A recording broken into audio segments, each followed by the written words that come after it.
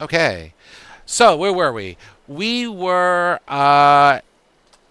in what appears to be the abyss, right? So you teleported here from the Crystal Palace, I guess we'll call it, and fought some fun-loving demons, and now you're on the edge of this landmass that kind of circles around a whirlpool going into a void. There you go.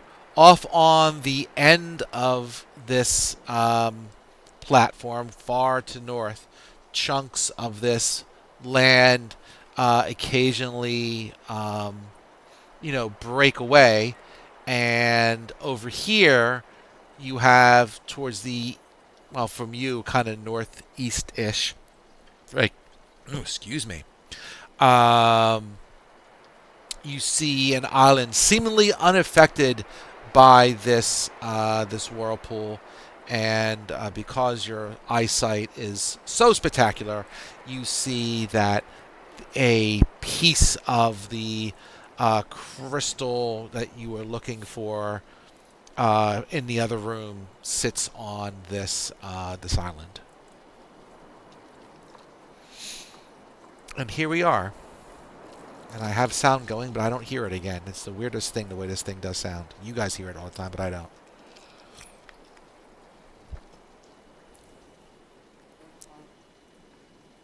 Oh, could be. I don't know.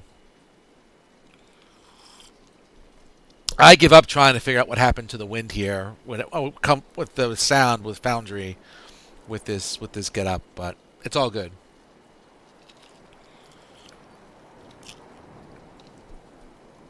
So what do we want to do? Oh, I'm sorry. Go ahead.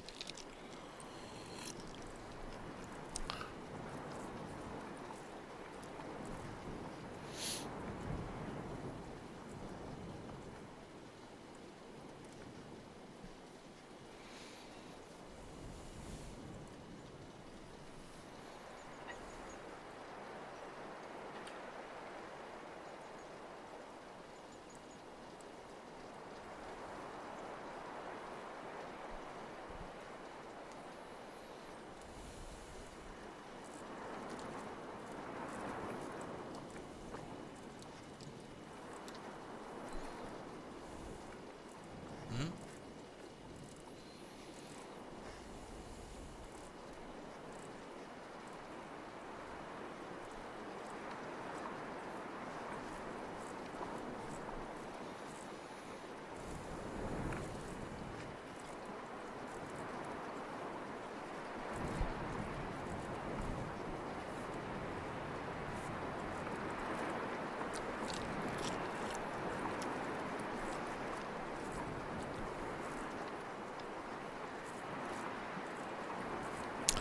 Um, yeah, that's exactly what you see. It starts to fall, and as it starts to kind of drift, it drifts closer and closer to this whirlpool until it eventually gets sucked into its. You can really see it sucked into its eddies and spinning around, and then you know disappears into the center.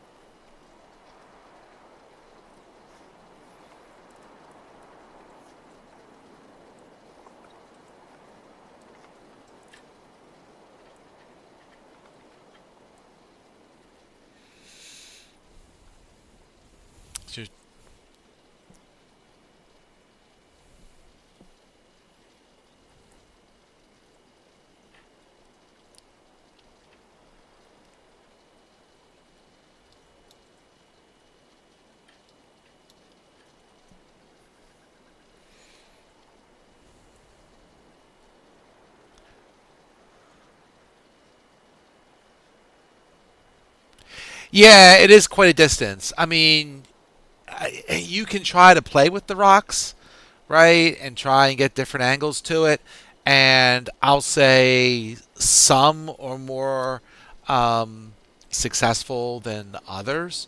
But, considering the distance and so forth, eventually they all kind of succumb to the gravitational pull.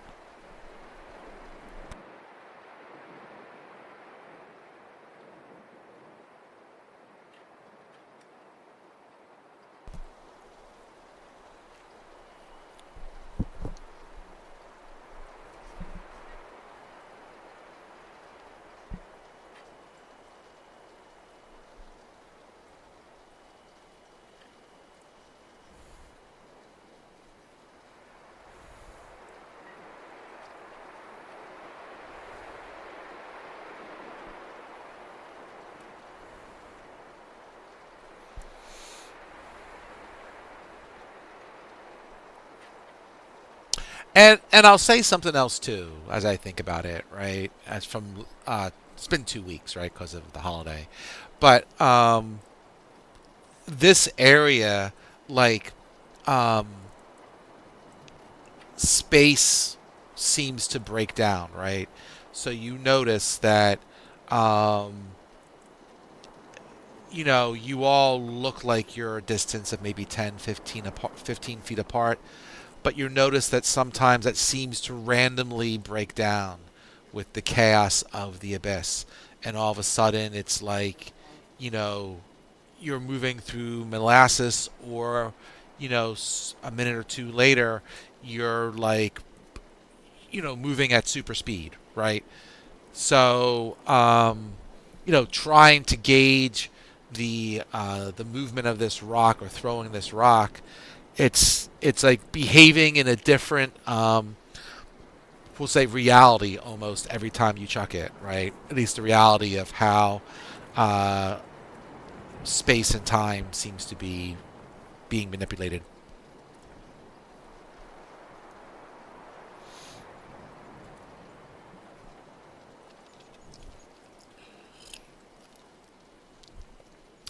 So what range weapon are you using? I'm sorry.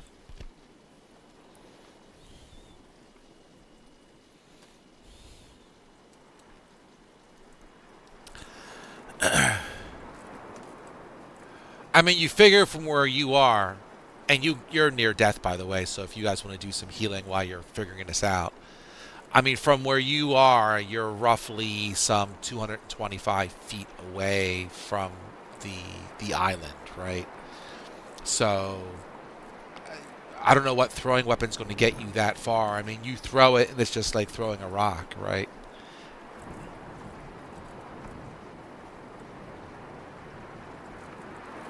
Oh, oh, oh! I see. My bad. Sorry.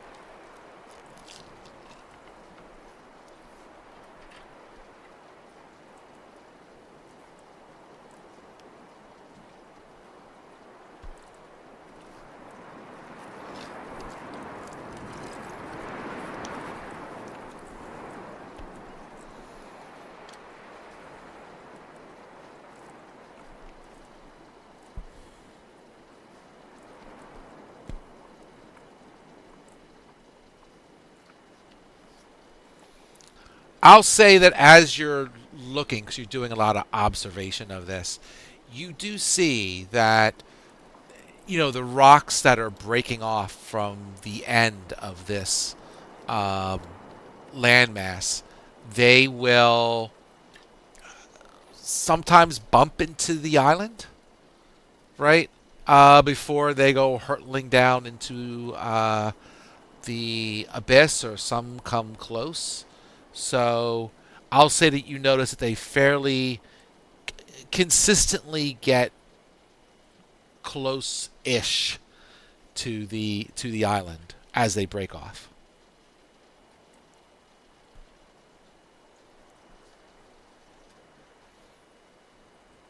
All right. And are you guys healing at all? What are you guys doing?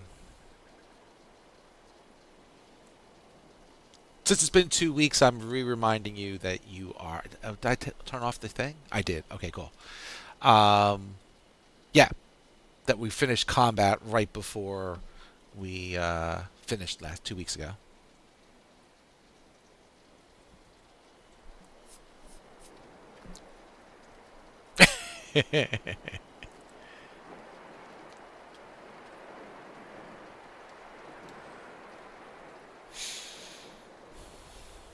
You're not that kind of bard anymore.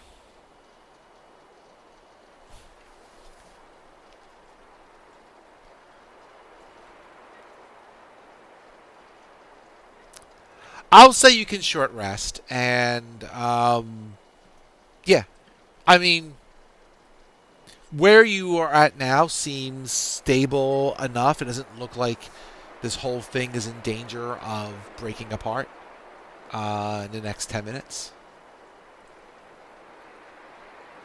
So if you want a short rest, that's fine.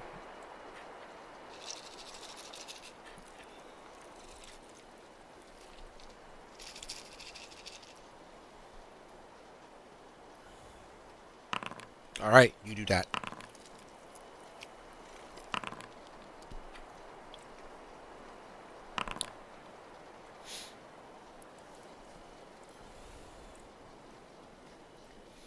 Just a little beat up.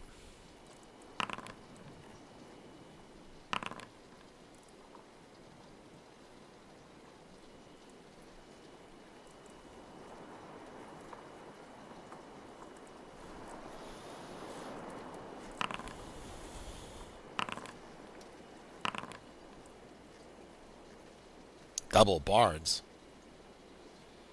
How's that work?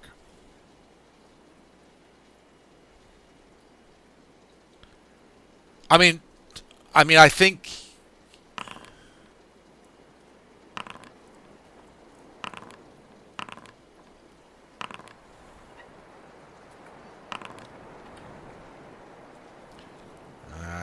that might be 5e bards.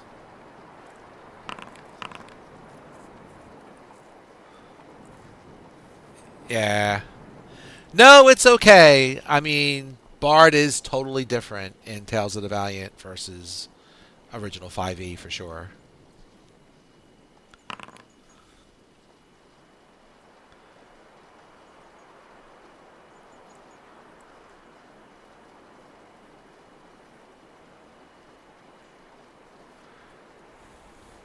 Yeah, yeah.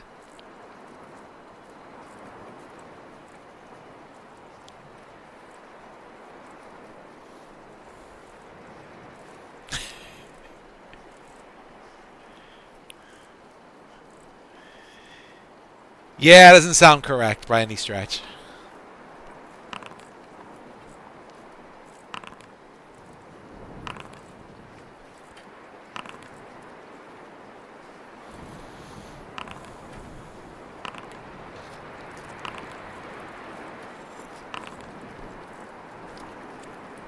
All right. I'm going to refill my drink. You guys get all healed up, and if you're going to, it sounds like you're going to walk to the end of the island. Feel free to do that if that's what you're going to do. We'll be back in like 30 seconds.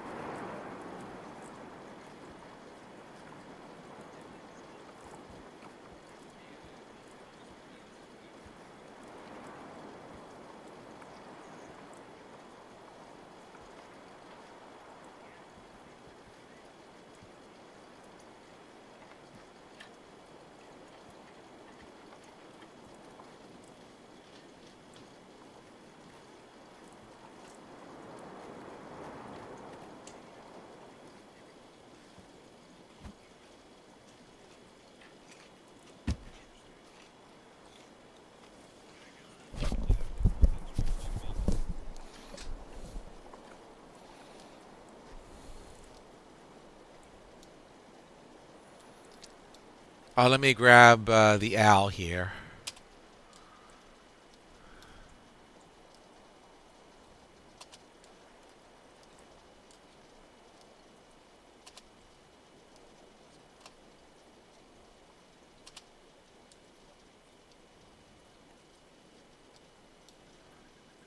Where you going? I'm sorry. Sure, if you want. Here, you can have him now.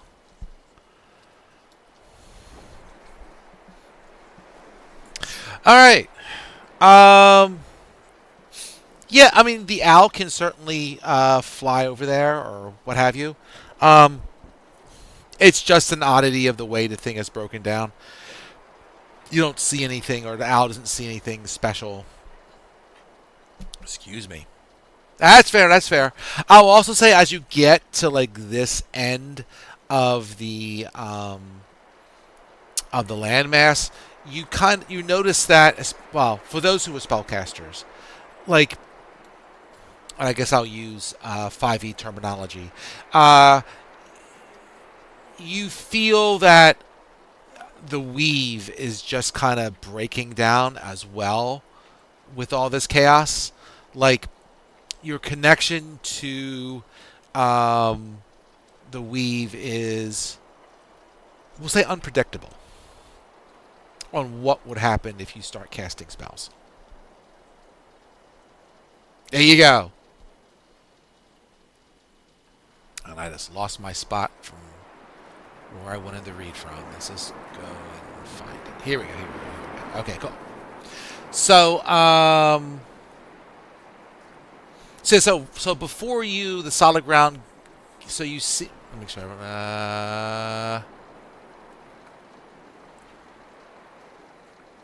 Right. So before you, you see the solid ground giving way as these huge chunks of rocks break away from the edge and float off towards the center of the storm. But the area is not losing its ground because as soon as the rocks fall, new rocks take their place. There is a feeling of decay and rebirth at the same time here. You can barely hear over the howling wind of the storm and growing. The glowing clouds become a huge whirlpool of red lightning and winds that spin down into the blackness. Far in the distance, there is an island floating in the middle of the storm.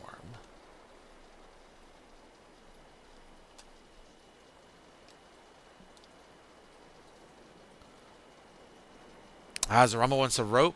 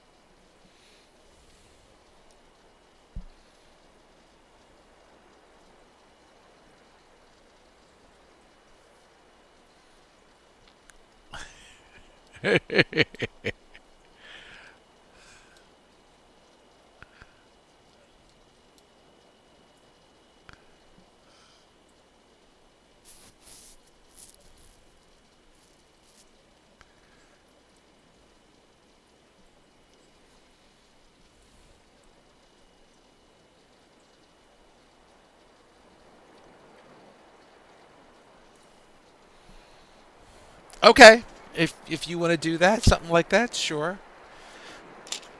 Let's I'm gonna grab some dye just for funsies, and so is is Zarama coming with you? She's talking about taking a step as well. Oh, you're gonna go on separate rocks? Zarama's like, no. All right, well, clown, looks like you're up.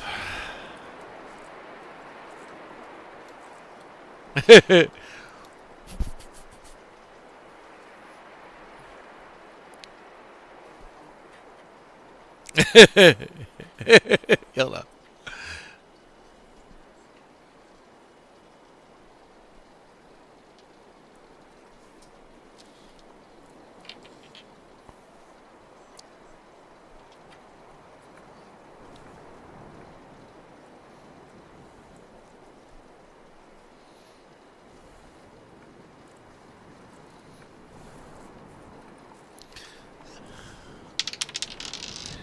All right, awesome.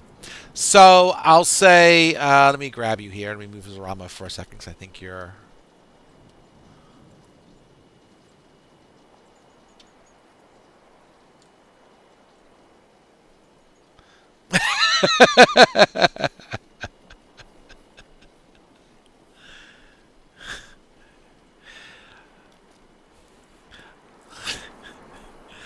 I've never heard such a reluctant bard before. Wow, if you're gonna make me play some music, damn it, sure. All right. So,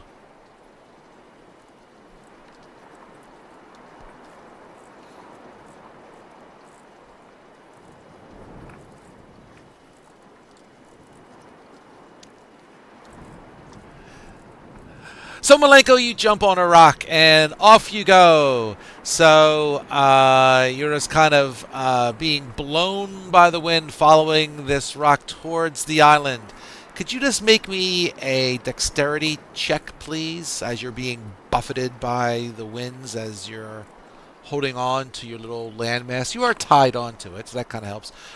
Well, I mean, you're not tied onto it, right? You have the rope tied to this hand axe, right? All right.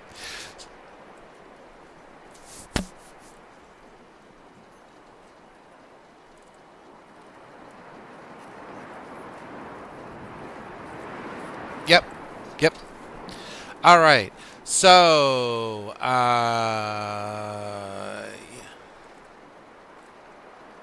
you bardic. No, you're okay. You made it. So,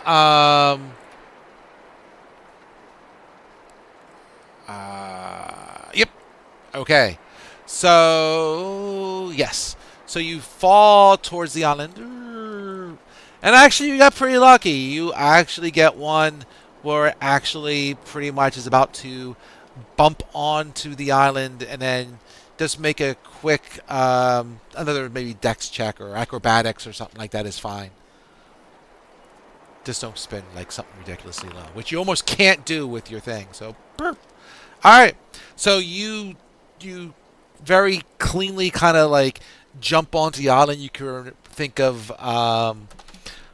Pirates of the Caribbean in the beginning, right when Depp is like on that sinking ship and just kind of steps right onto the dock. Um, you kind of step right off of the thing, and like pff, how is that stuff hard? And you're on this island, and the wind doesn't seem to affect you here, and there is this crystal piece that you need for the crystal model back in the other place.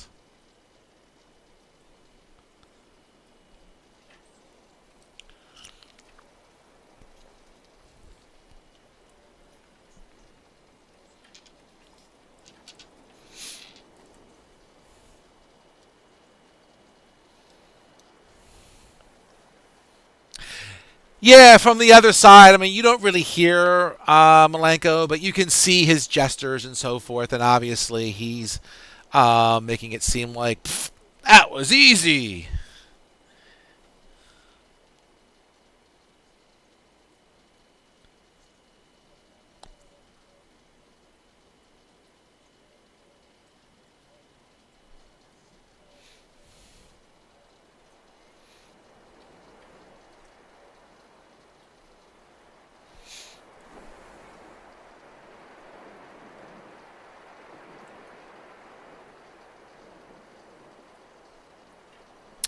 Yeah, sure, make it.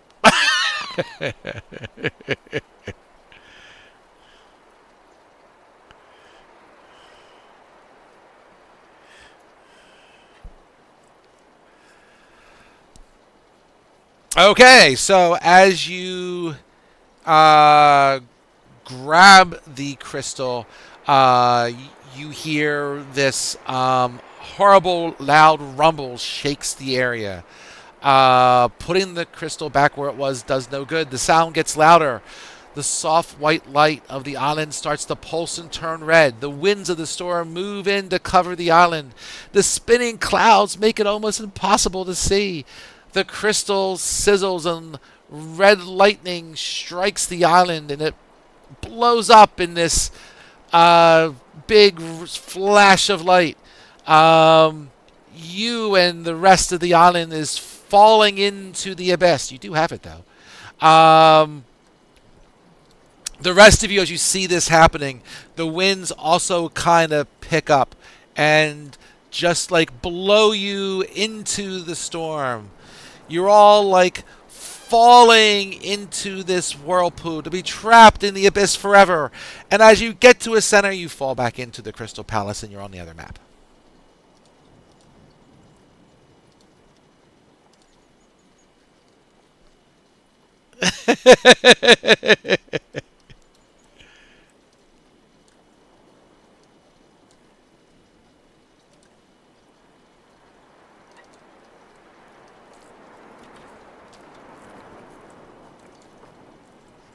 How did she got to be here? That's weird. Is she like underneath one of the other tokens? Cause I, I'm making light. God dang it. Yeah, all right. Thank you. Boop, boop. All right, so back to where I was. I gotta do that. Hold on.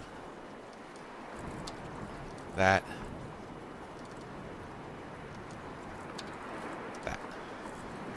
All right. Dun dun dun.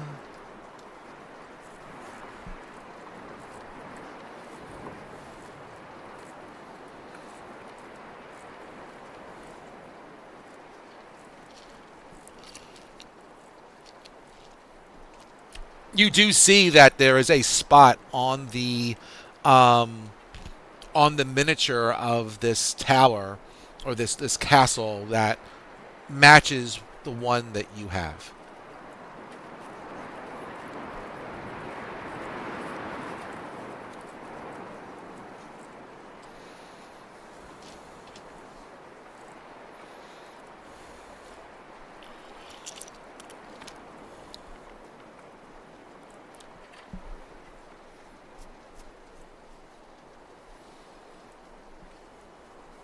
Okay.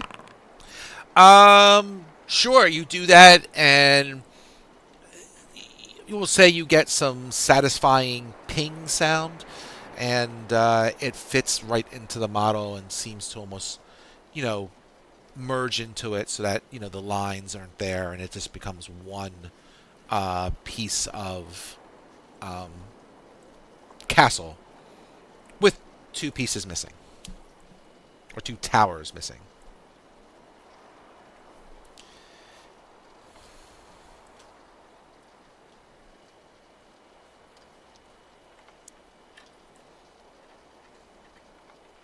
Yeah. Right. And oh, by the way, you came out. By the way, this is for FYI. You went into the world from this one, and you came out of this portal. Yeah. Okay. Cool.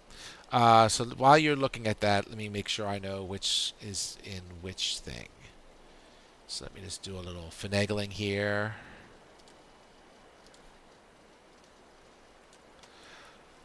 All right. So what we got? Boop boop boop boop boop boop boop. Nope, it's not this. It's this one. Yeah, okay.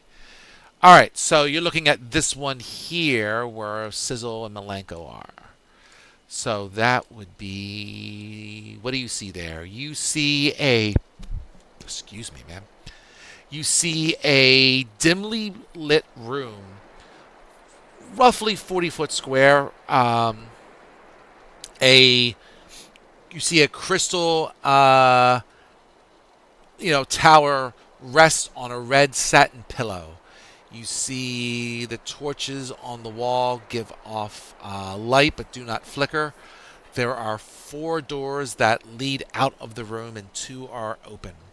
So you're just seeing this, um, this richly lavished room with these really nice pillows and stuff on it. It looks like there was some money put into this location, wherever it is. And the crystal was sitting right there on a pillow.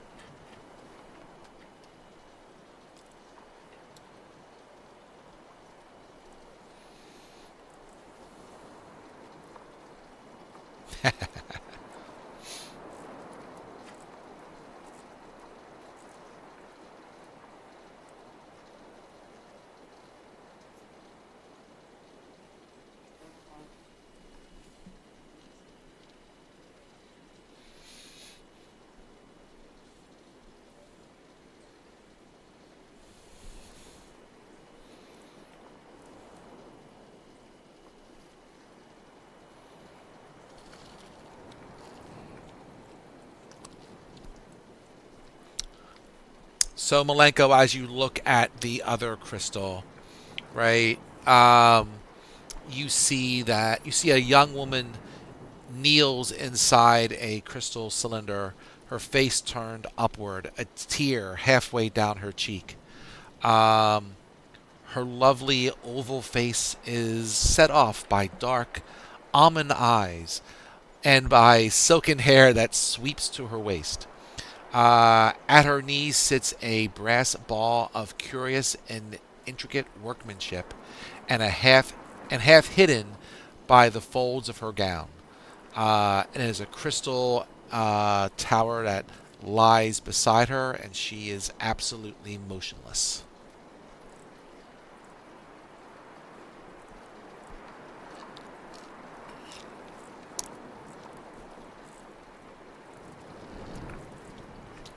Doesn't seem like she can hear you, but she appreciates the sentiment if she could hear you. There you go.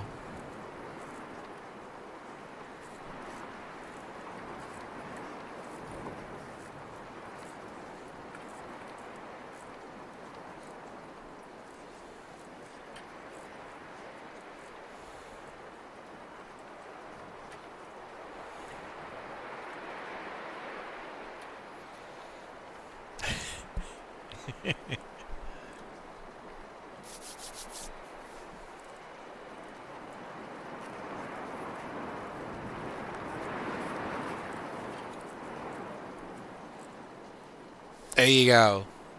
I love the enthusiasm. All right. So let's.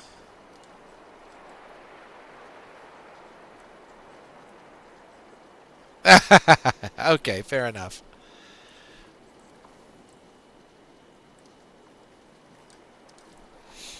So I'm gonna do some theater of the mind for this first part here. Just give me a second to get to what I need to get.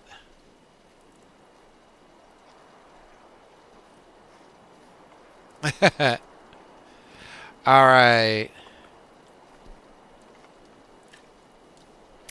All right. So let me get my map.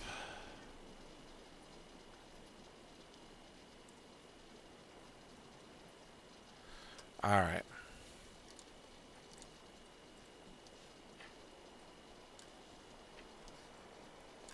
Right. So up. I got two. Here we go. Here we go.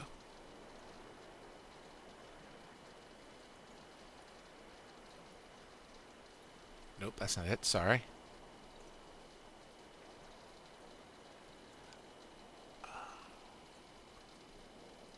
Ah, this is what I want. All right. So,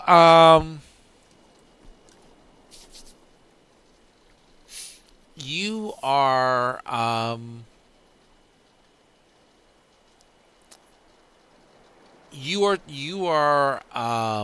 teleported to you suddenly find yourself standing beside a crystal obelisk 10 feet tall, um, the runes on the side of it reform themselves to read, "Touch me to the crystal tower, and I will bear you home."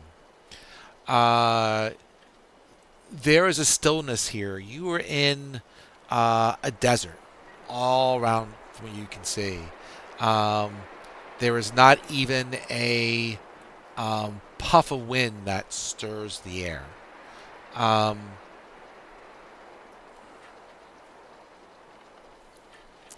and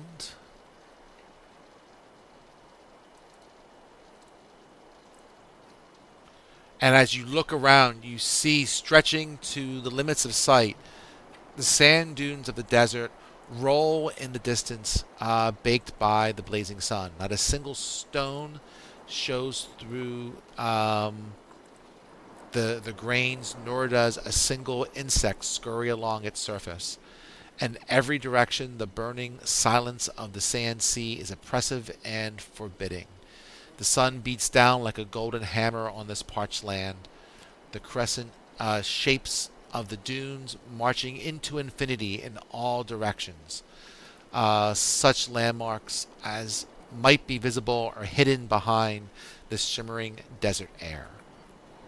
So you're just like stuck in this desert where all around you pretty much looks identical. There's no markers of any kind, no real landmarks, nothing of that. Um, there you go.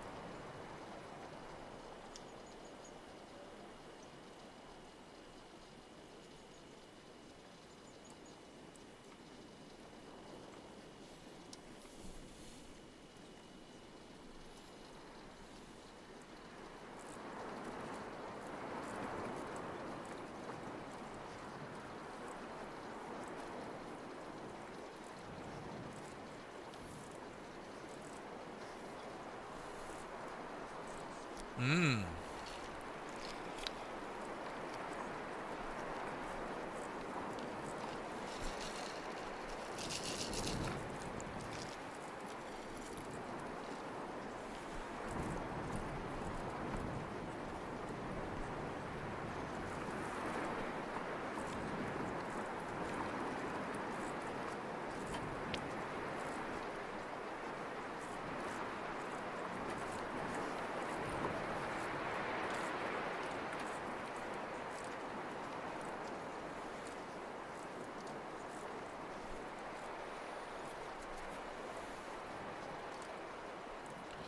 I'm just reading your spells here.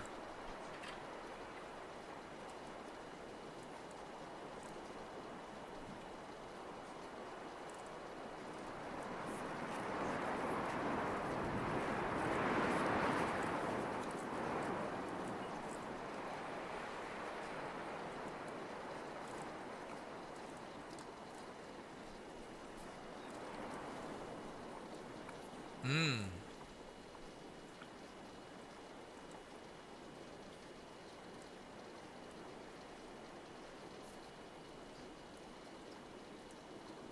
Okay.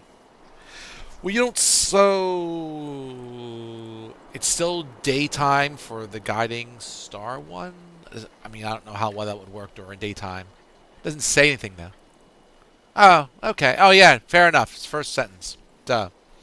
All right. Pick one. What do you want to try?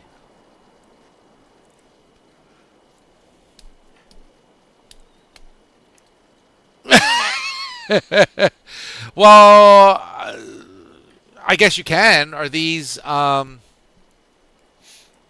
guess these are both. No, it doesn't say they're not rituals. Okay, fair enough. All right, you got it. So Sizzle's going to cast the breezy compass, and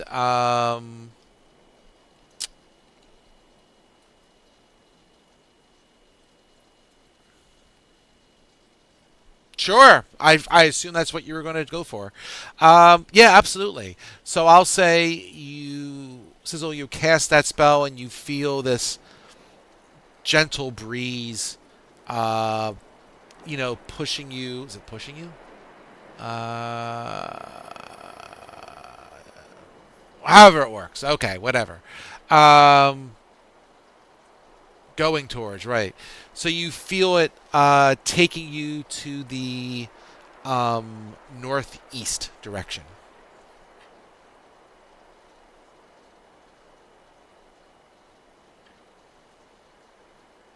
Okay. Um, you got it. Uh, okay.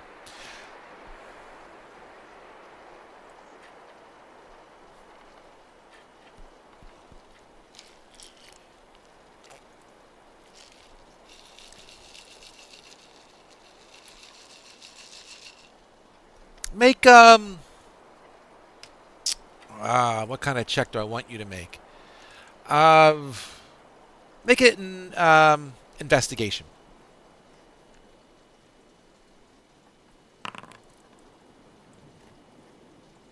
12.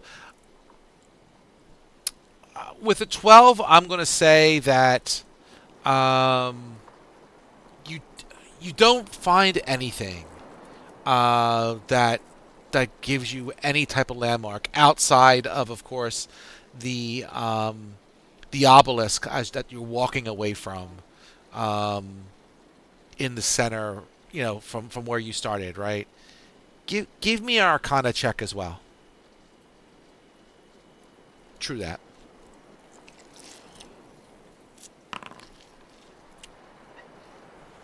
15. All right, too bad. I'll say with the 15, um, yeah, you pretty much deduce that this is not your normal desert, right? There is something magical going on here. Um, hard to say, right? But whether it's something like a pocket dimension or some other thing similar, right? It doesn't. It's too unnatural, and you can just feel the the idea that magic is involved here in some way. It's not a natural landscape.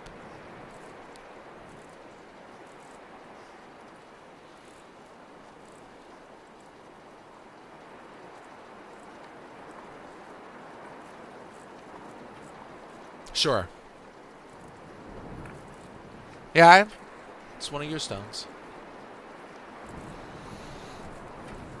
Sure. I mean, with the gem itself within that thing, you can see that. Um,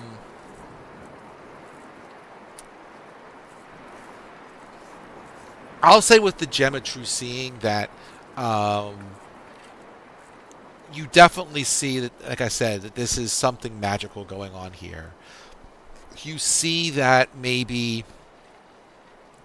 I know the gem's distance is probably really like, roughly 120 feet or so.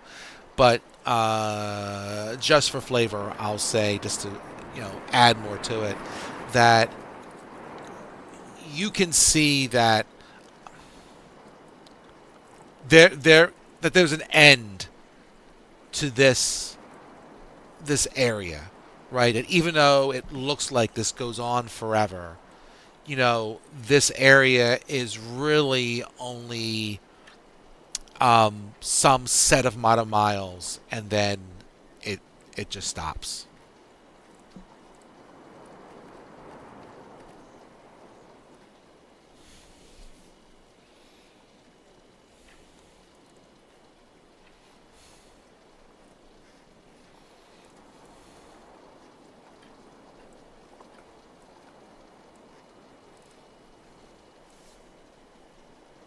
And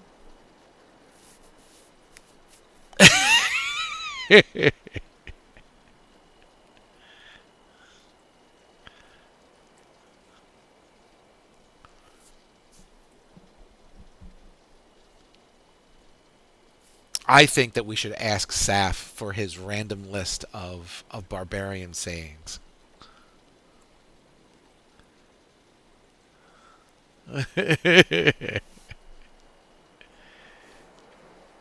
Yeah, fair enough. Just for funsies.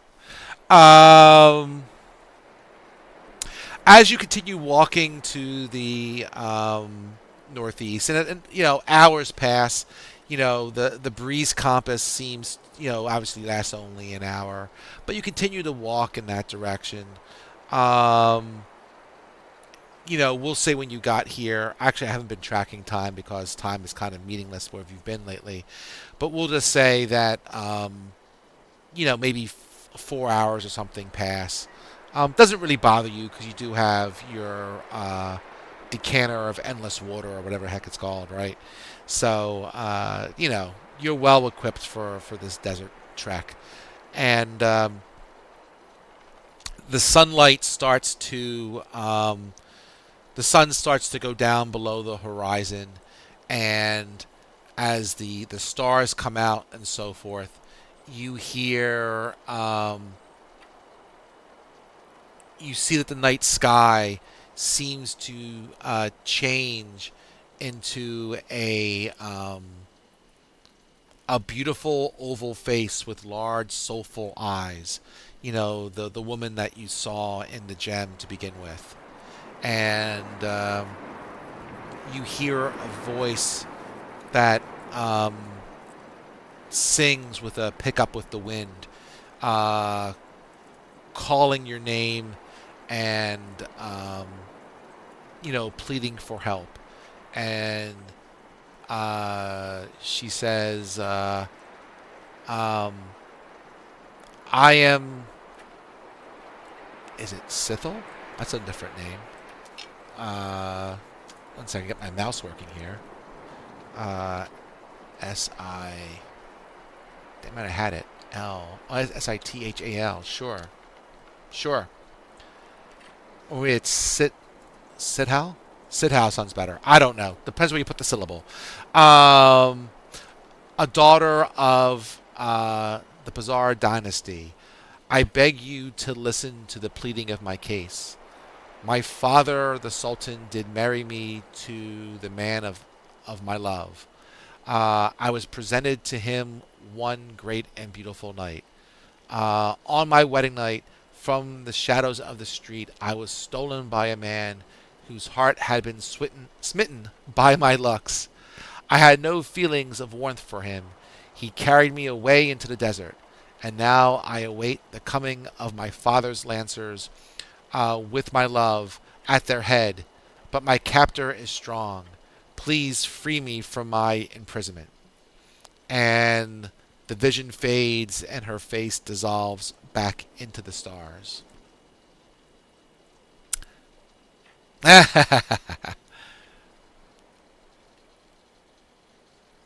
um, you got it. Um, at any rate,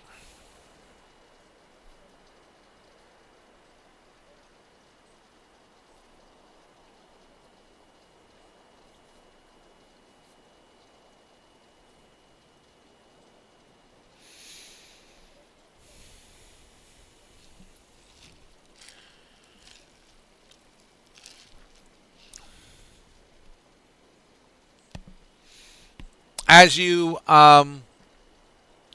continue walking, you see. I'll say that you see. You get an uneasy feeling as you approach the top of this one dune, and you see some slight movement ahead. It's tough to tell what it is, but you do see something slightly different in the distance.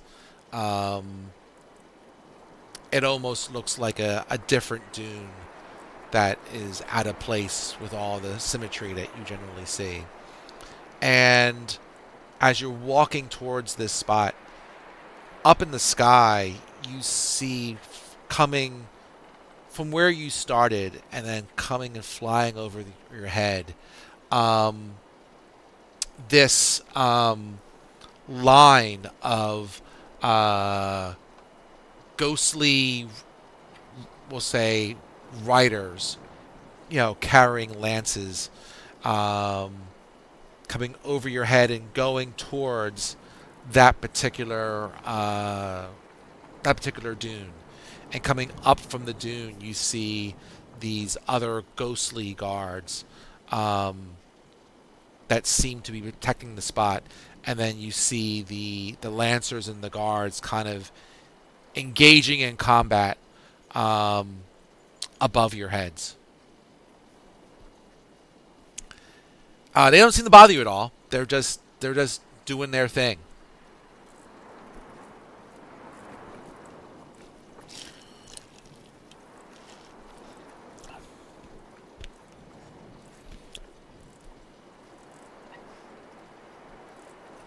And you see that while this fight is going on, that the lancers, they're being held off by this guard, right? And do you what do you do? Do you continue walking towards?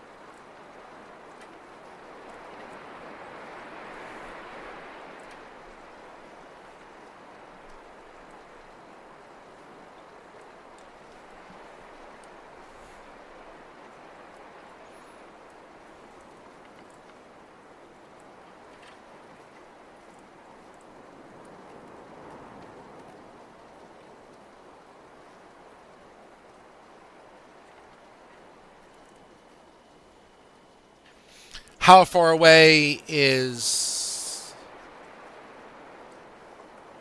Ah, um, I'd say maybe from where you are as you crest this dune. I'll say it's like a 20 minute walk, give or take. So it's not too far away, right? And you see this battle that's happening kind of above that dune between these two forces, and you can see um, these guards kind of being coming up um, from the dune to fight off these riders.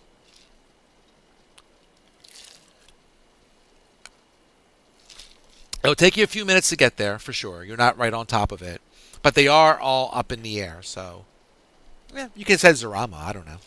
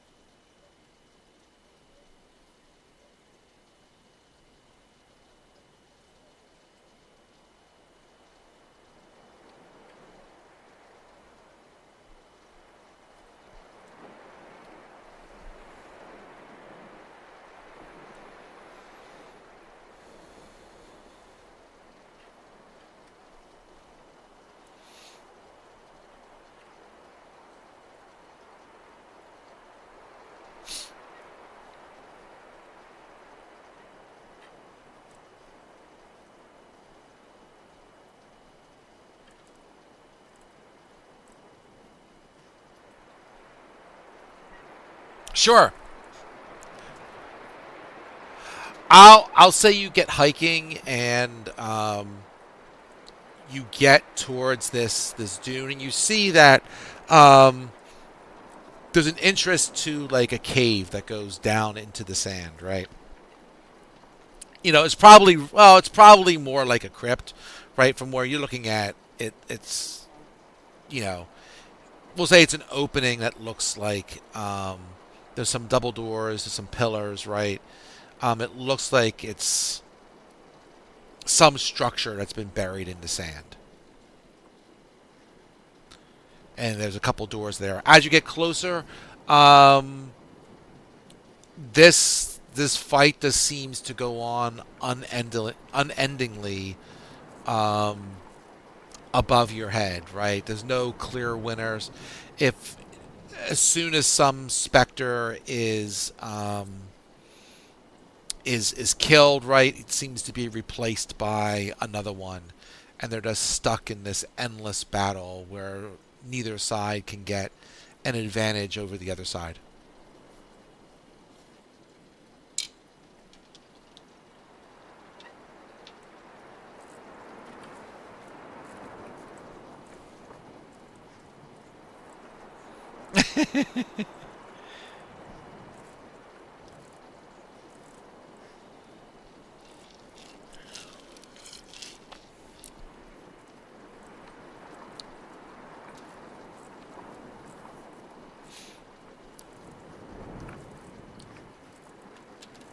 Whoop!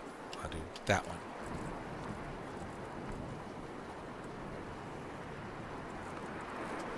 All right. Um, so within this we'll say cavern, you have these pillars, and then you see you know um, some doors that are in front of you. Um, yeah, and I guess it sounds like you open them and you go ahead in.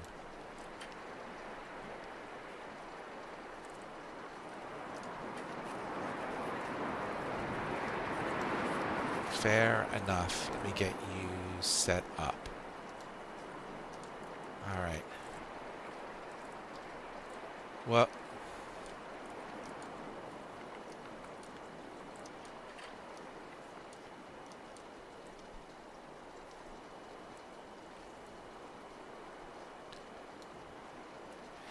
it is dark in here. Who has light? Remind me so I can make sure you guys have all your light.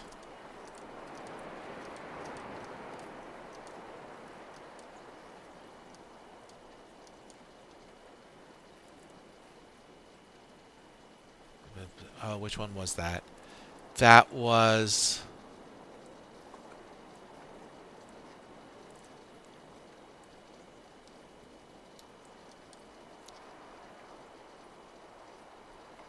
Oh, that's right. There was some fire that led you somewhere. We'll say it's certainly a normal lantern. I'll give you the lantern light. That's fine.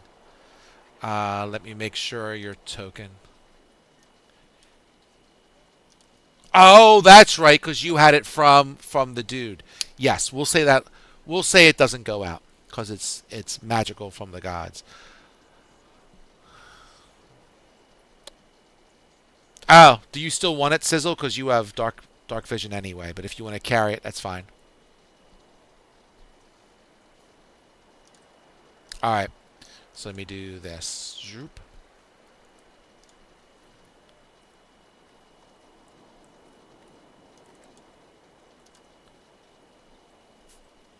Yeah. So a lantern. Is that still 30? Is that the same as a torch? I don't remember.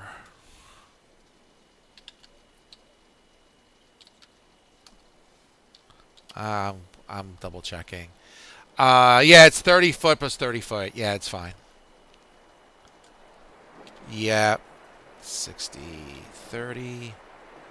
Let's update that token. So Sizzle has his light. Does anyone else have light? Just remember my brain. Okay. One, two, three, four, five. That's fair.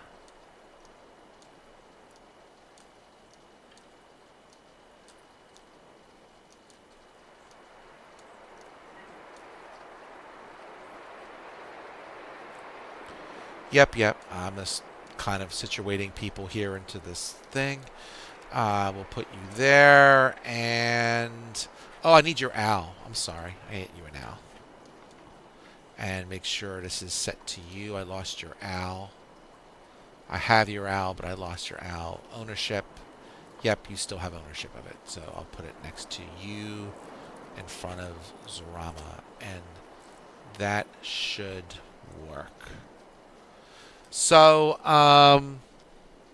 so you go in. You have a there is a musty smell in this area.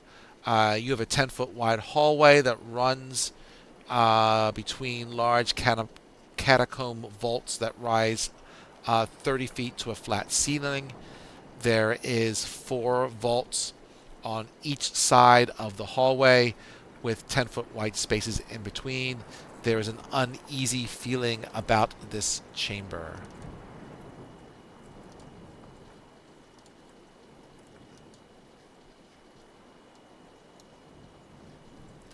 And um,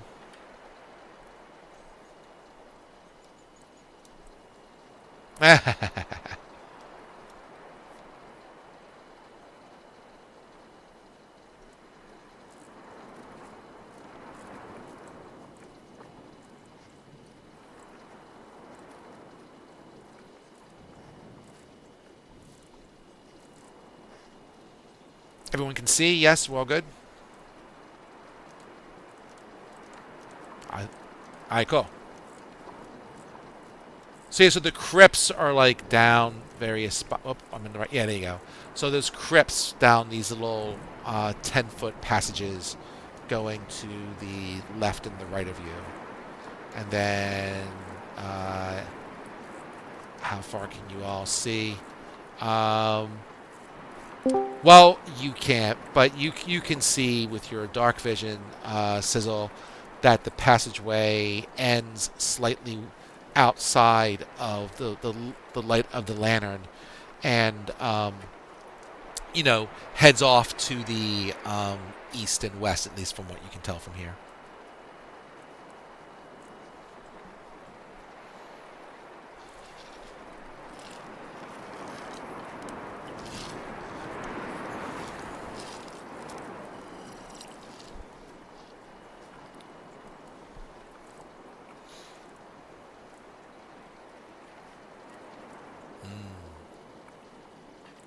The clown foresees it.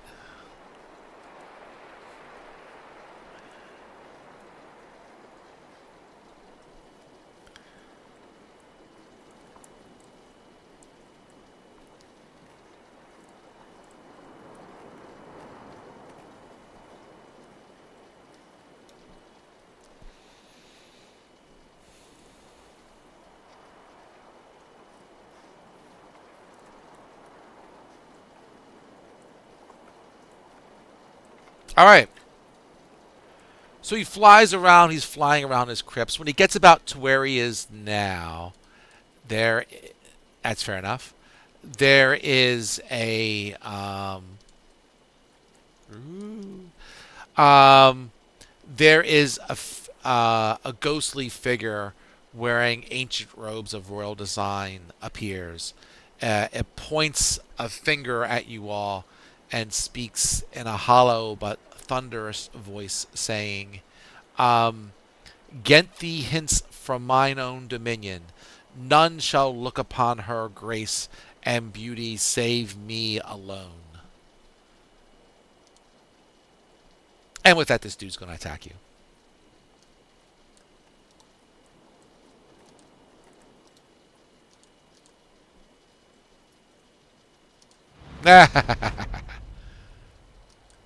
We all have big voices.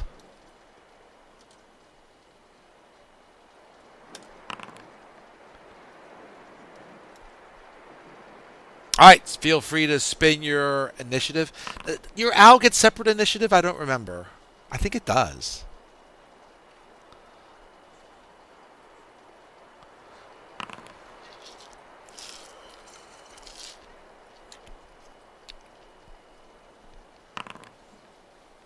Nah, we'll keep it the same time if that's what you want to do. I'm fine with that. Yeah.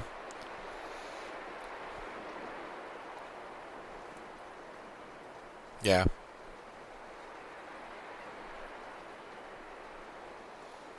I'm fine keeping it separate for now. No worries.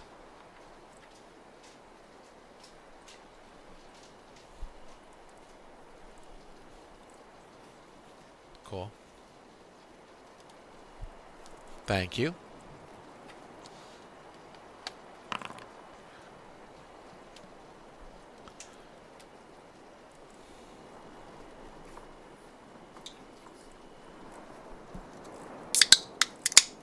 It's 1-1, by the way.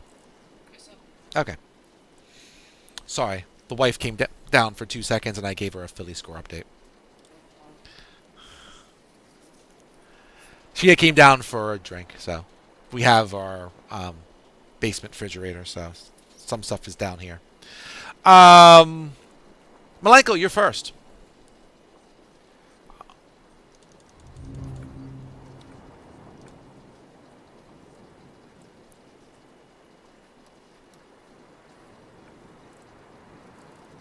I'm fine with that. If you want to make it different, I'm fine. I'm fine either way. No, you can use your owl now. I'm fine with that.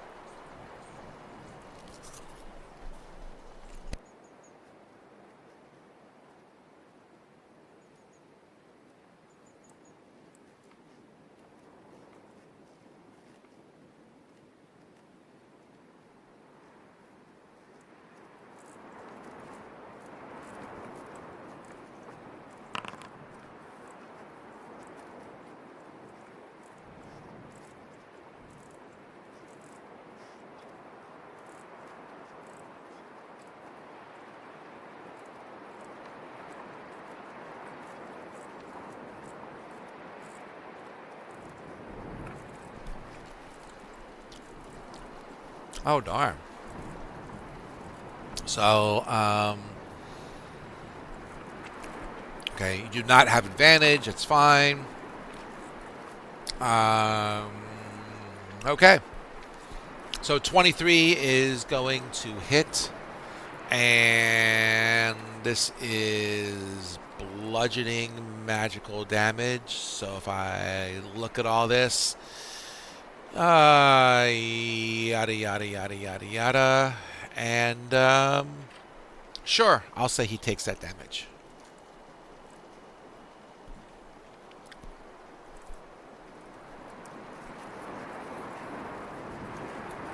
Okay.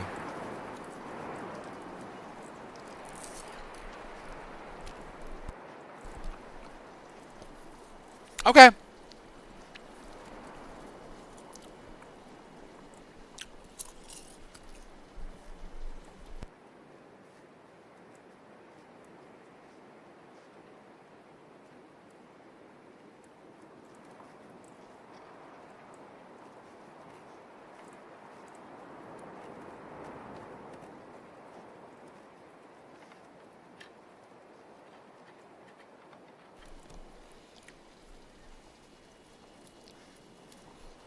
Yes, they can fly without taking a whatchamacallit attack of opportunity, right? Yes, it does not provoke attacks of opportunity when it flies out of an enemy reach. Yep. I just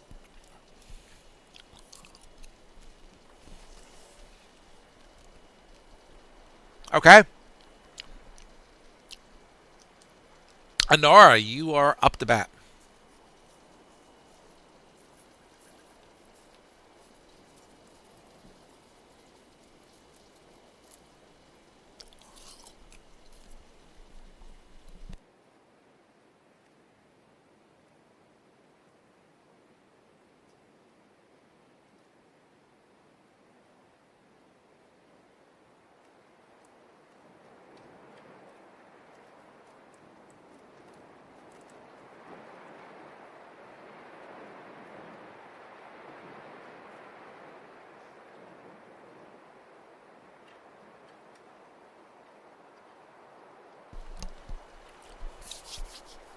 Okay. So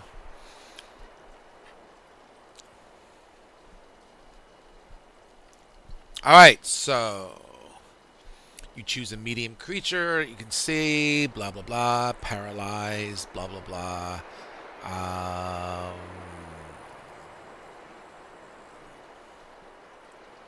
you sure you're good with this?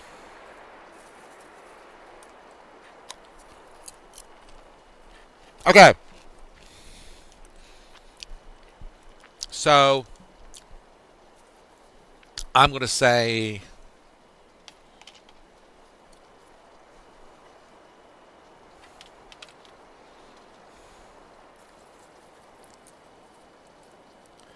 he looks pretty ghosty.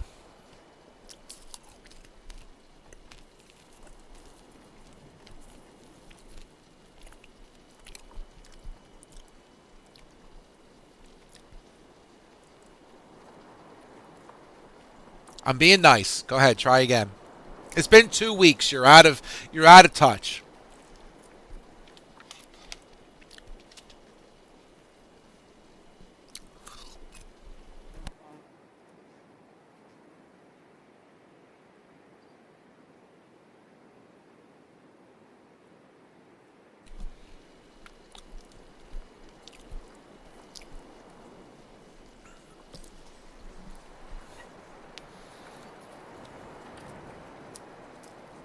All right.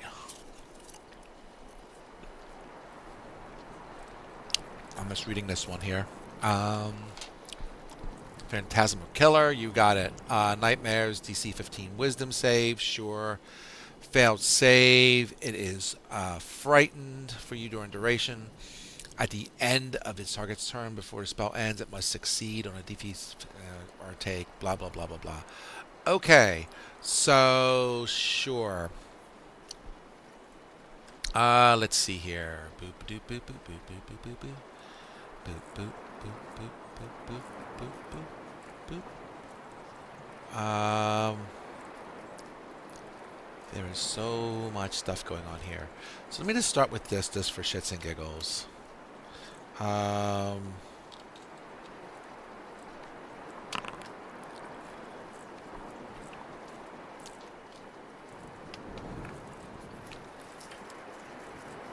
Now,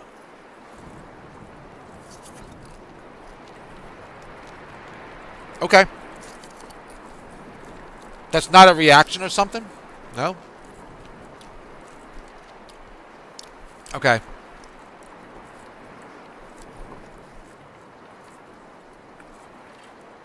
got you. Okay, all right, fair enough. I'm just double checking everything here.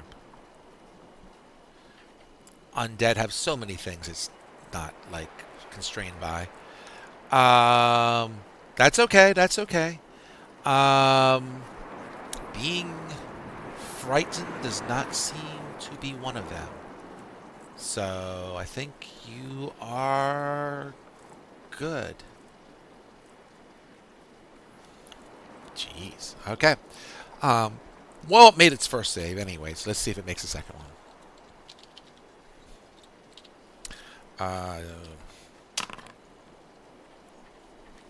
okay, so it is going to fail the second one.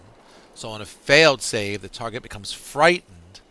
I would have sworn that undead cannot be frightened, but damned if I see it on this particular undead. So good for you. It is frightened. And at the end of each of the target's turns before the spell ends, the target must succeed on a DC 15 Wisdom or take whatever. So it doesn't take any damage now. It just seems to be frightened. Well, good for you, because metagaming as a player, I wouldn't have tried to frighten the ghost or whatever this is. But it worked. What can I tell you?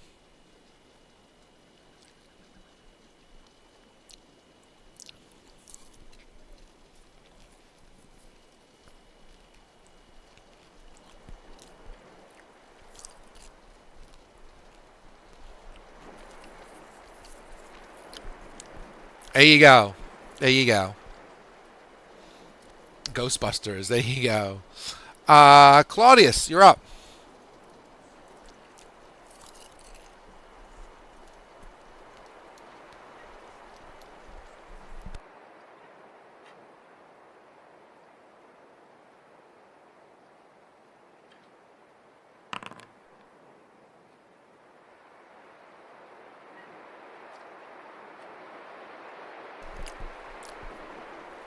Guiding bolt 14. Yes, it does. Yes, it does.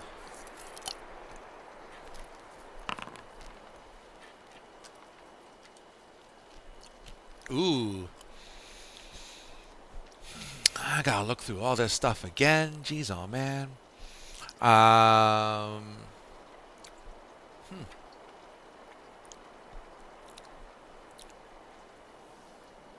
No, it's okay. Boop. So that does a lot of damage to this dude. He is um, near undeath with that hit.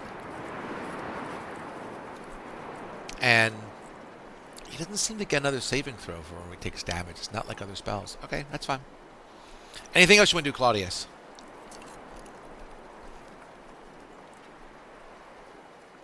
Okay. Does Saf have anything he wants to try? Any great sayings that we might have from across the interwebs?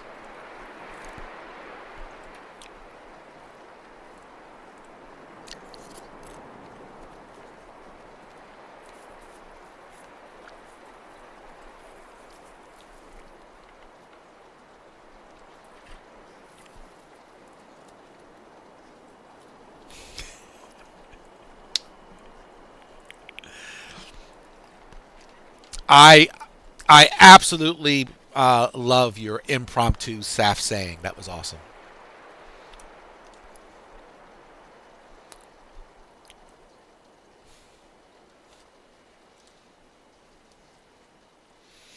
And he's certainly. So what is he going to do? He can actually charge up and smack the dude if he wants. Mm-hmm.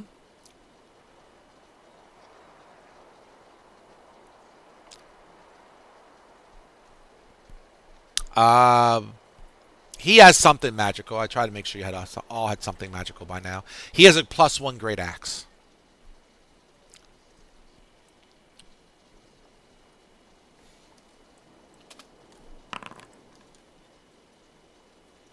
Sure thing.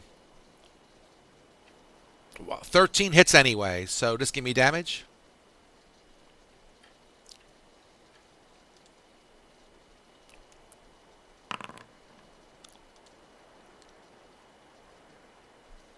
15, no problem. So with Saf's swing of the great axe, the apparition dissipates in front of you.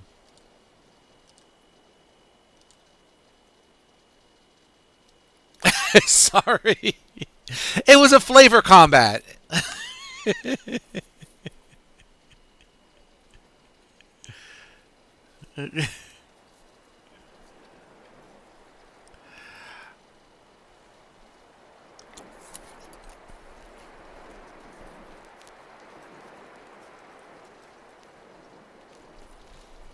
All right,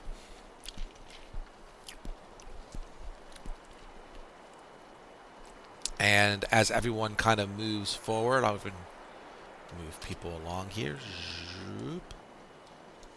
Turn the corner. Sizzle. You got the light. There you go. There's a. Did I lock this door? I don't know. I don't think I did. Um, there is a door there to the west. As you open it, you see a 30-foot square room with bronze double doors on the opposite wall. Um, you see various like rubble like kind of around here or like this discarded parts for a tomb that appears to have been, I don't know if it's raided or just like leftover dungeon trash. I don't know. There you go.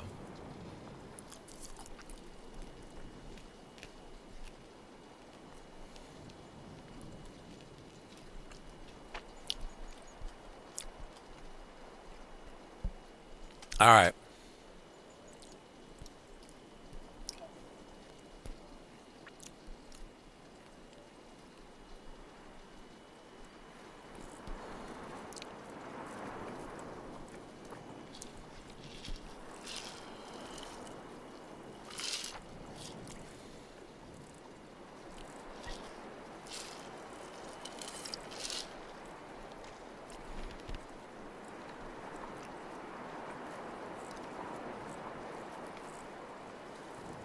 Yeah.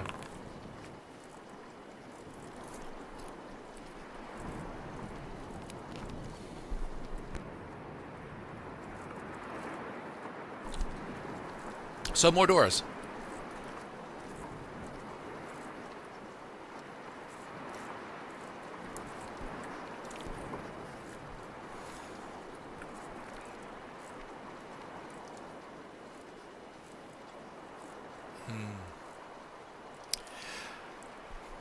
So as you do that, you see. I'm sorry, you want to say something? I'm sorry, Malenko.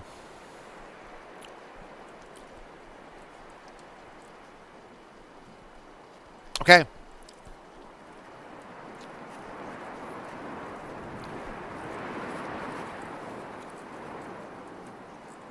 All right. So what you see from here, you see another room that's pretty much empty, that's filled with cobwebs, and another set of doors to the north.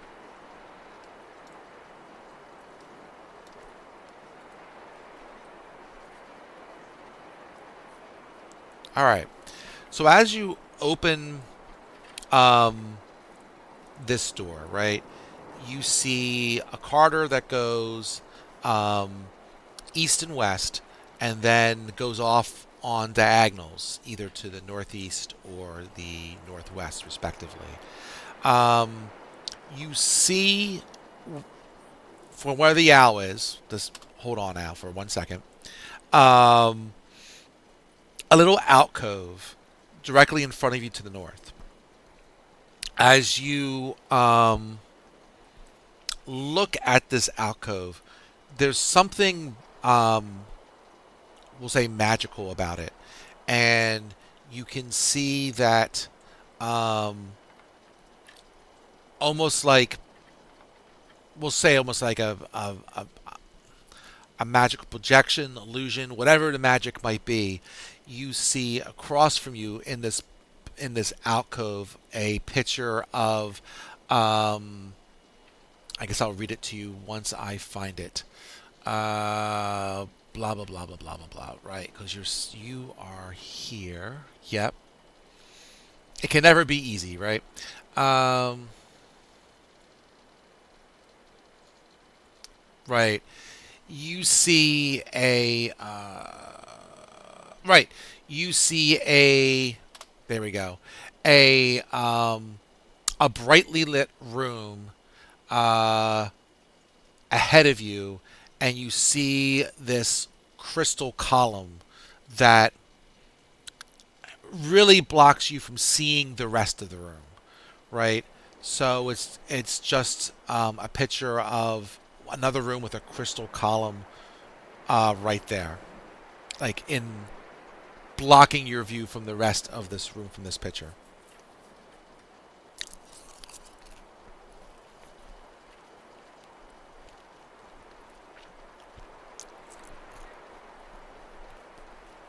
Do you get what I'm describing or not? Okay.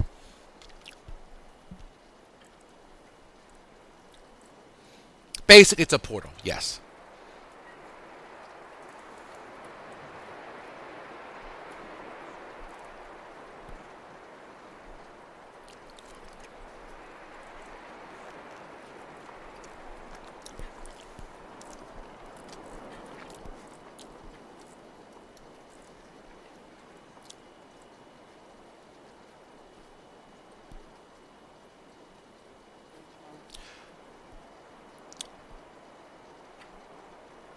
And unless someone tells me otherwise, as you go into like a Noradus did, I'm assuming you're not walking into the portal unless you tell me.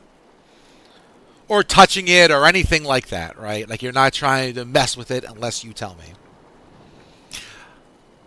All right. So Al, as you're flying along, right, you get to a spot there to the west that looks kind of like where the group is now. You see double brass doors. You see another alcove, and you see another portal going to with a pillar kind of blocking your view from the rest of the room.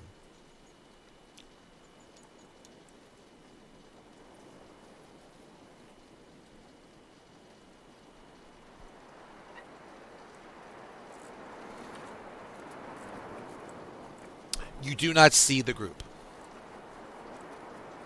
If that's what you're asking me. No. Do do do do do do do do do. Go. Yep. And as you get there, you see another portal.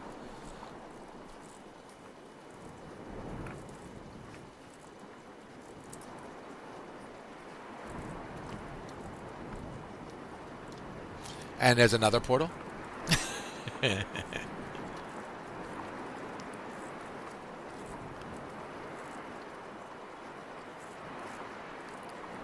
then the owl flies back around from the other side, and you're with the other group.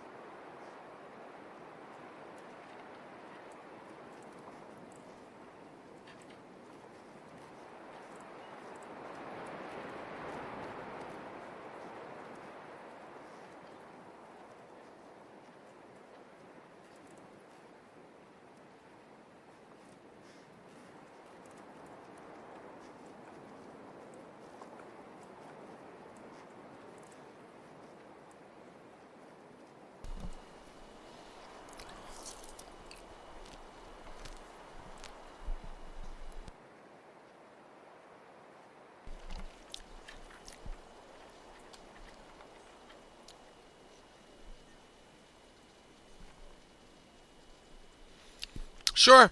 You can make a perception check. Sorry.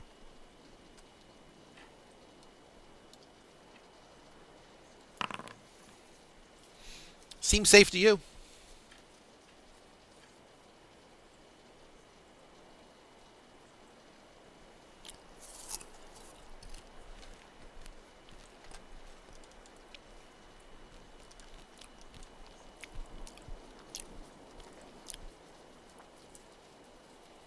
Yep. There's another door there to the south.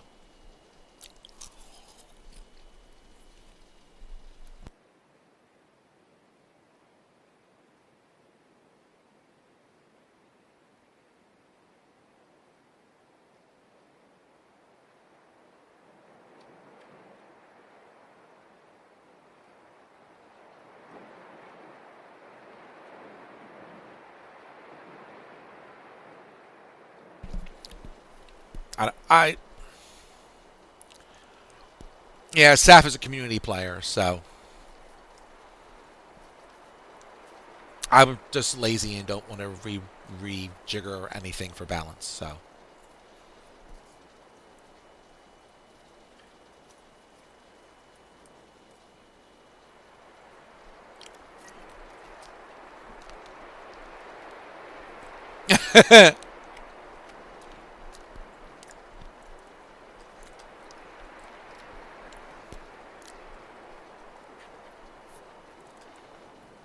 you got it. Everyone going through? Sure. I'm gonna grab you all. Boop. About there. There you go. All right. So you go into this room. You see a in the center of this 30-foot room, rising to a dome ceiling 20 foot overhead. There are four glass pillars standing around a crystal cylinder 10 feet in diameter. Um, and then you have the four alcoves that you can see. And I'll say you can see back to different parts of the the dungeon, depending on which compass point you're looking at. Right, like this is the west one. Right. So you see, what do you see? I'm not finished reading. I got, and so within the cylinder, you see the young woman with the tear and so forth down her cheek in the cylinder in the center of this dungeon, or of this cylinder. Sorry, wrong word. Um, so yeah, there she is.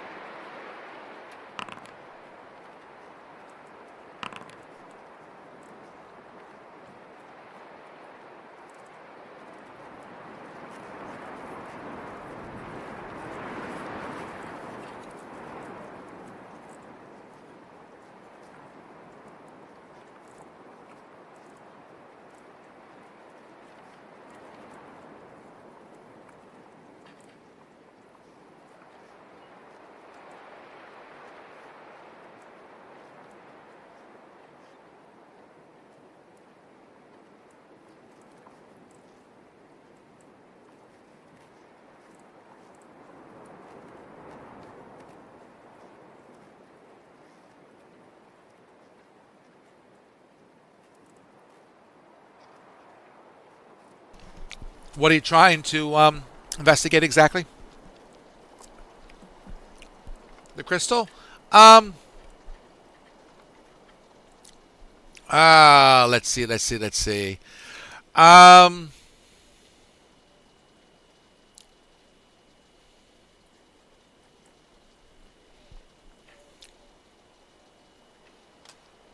what do we have here? So you see symbols in your future to add. Oh, okay, for initiative. Gotcha. Or help action. Yep, yep.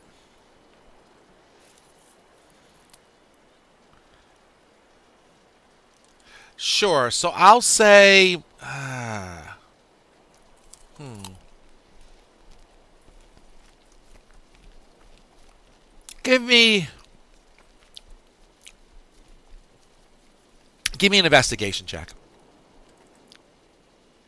Sure. Awesome.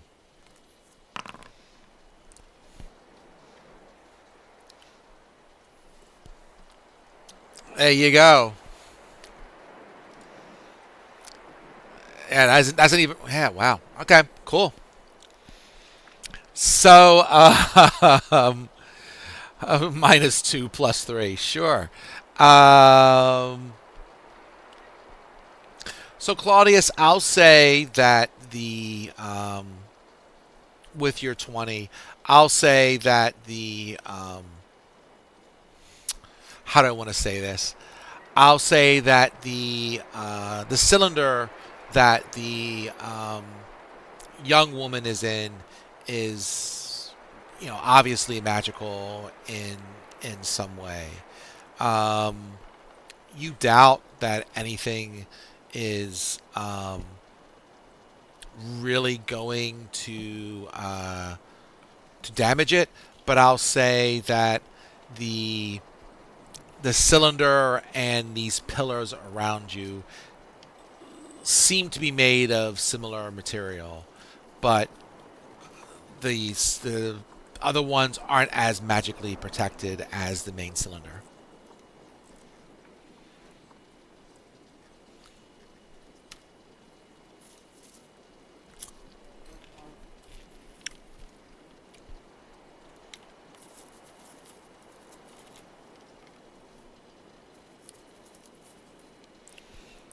If someone wants to make an Arcana check, I'll let someone make an Arcana check.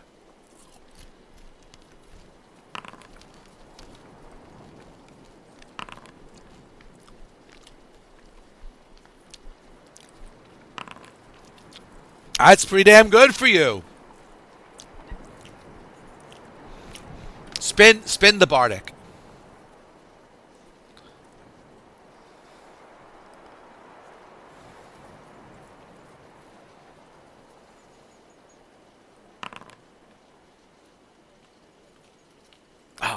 Okay. I was hoping you'd beat an R. Um, Anar, I'll say with the dirty 20. Um, and Claudius is on it too, right? Even with the 19, though maybe just a slight second slower than you. I'll say, um, yeah, go ahead and smash the pillars. They seem to be somehow tied to this magically to this cylinder in the middle.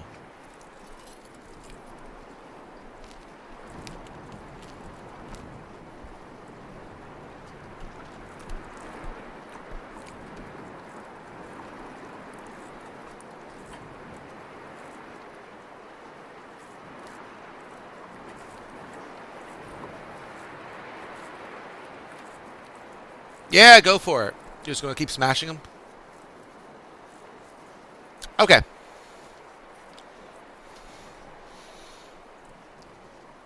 Fair enough. Um, I'm going to assume you're not going to waste spell slots or anything like that for the most part, and you just like work on the pillars. After you get through, the fourth pillar smashes into a bunch of pieces. The How can I say this? Where are we at? Where is it? There it is. All right. So the crystal holding the princess, also crumbles and falls to the floor. Um, the figure of the princess within it crumbles to dust with a slight sighing sound. A heartbeat passes, and overhead the air glows blue and forms the soft lines of a beautiful face with dark almond eyes. It is the princess.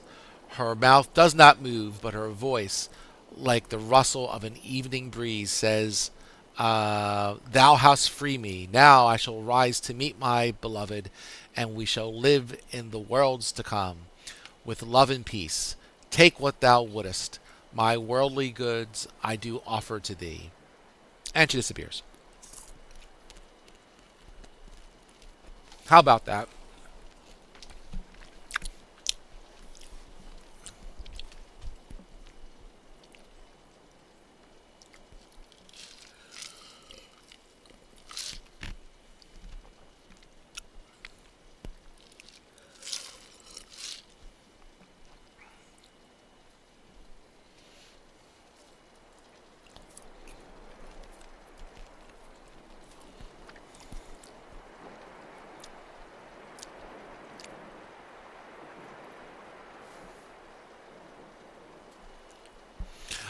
Yeah, you get the well. First of all, you get the crystal tower that you were looking for.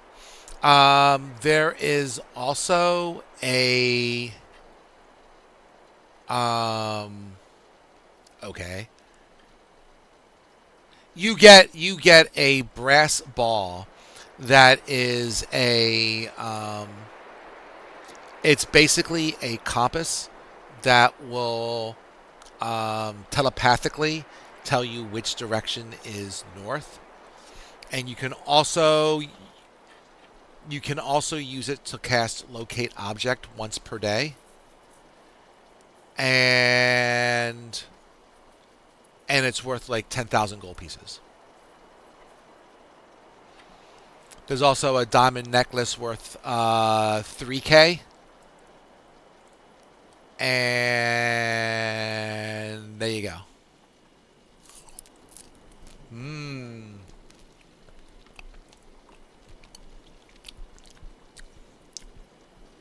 The girl needs her bling.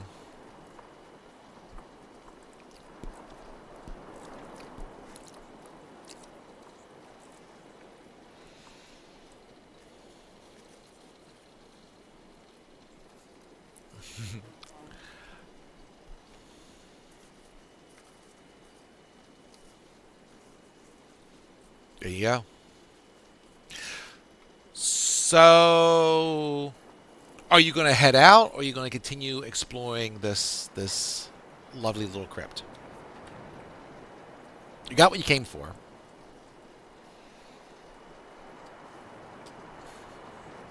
Okay,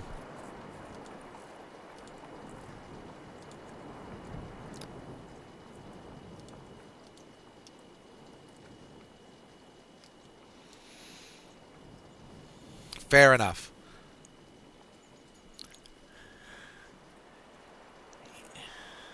Yeah, what else are you going to find?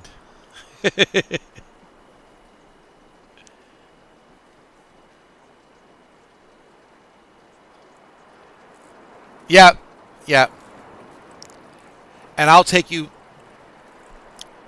back to the Crystal Cathedral.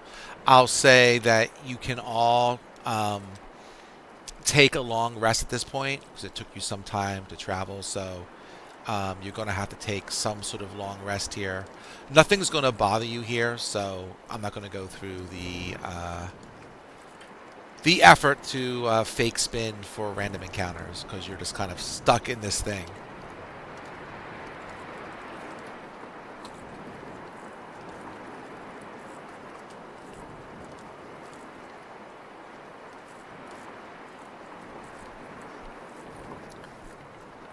You want them to fly around? Sure. I mean, there's doors blocking your way. Can the door Al really open the doors? I guess if he wants to, like, bounce on the handle or something. I don't know. Um, so sure, for funsies, we'll say that the rest of the dungeon is rather symmetrical. So when you look at it, like you had like two empty rooms going into like the main center there. So you have that same geometry going from all the other three compass points. And then on the last door, when you open it up, you see open the door to various undead, which your owl runs away from, and then he comes back. So I was really hoping you would go do the other doors at least once, but but you looked at that one empty room and said, "Nah, I'm bored," and you moved on. So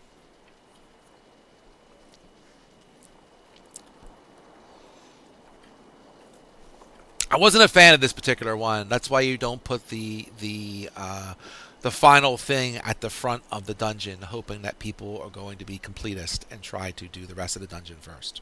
What can I tell you?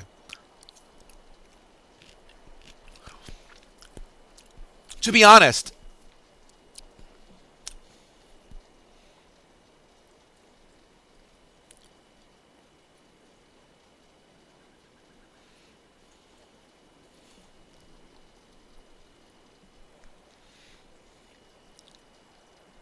to be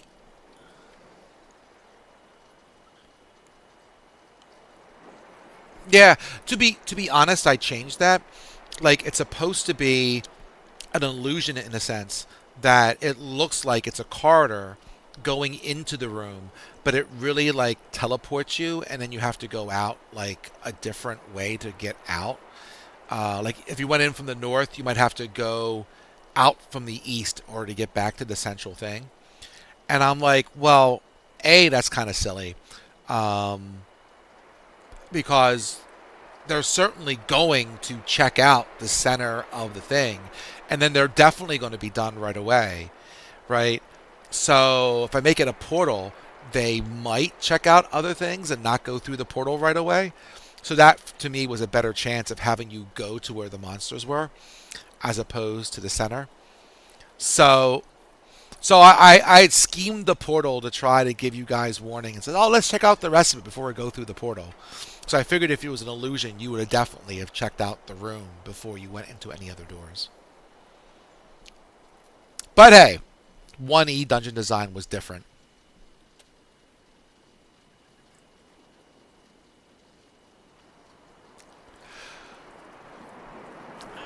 You got one more to go. What time is it? It's only 9 o'clock. There you go.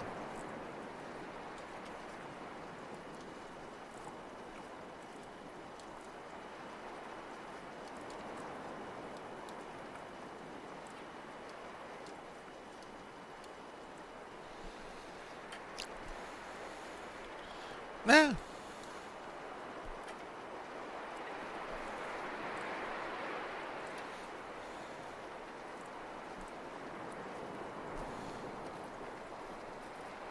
Okay.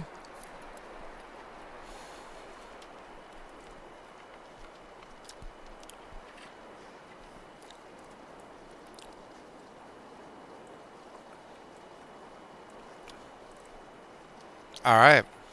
Let me gather you all around.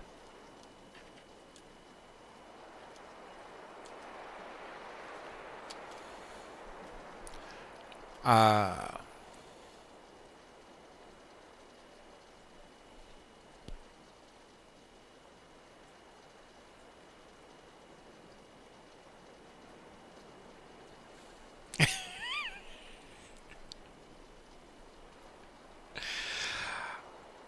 oh dear me. Okay, so sure. Let me get you in the right spot. Um,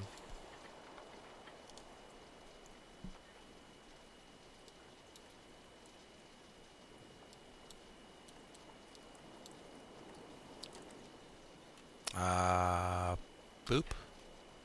Hey, that works. So sure. So let me get you going here. So, let's make sure this is set up correctly. Uh, sure. Um,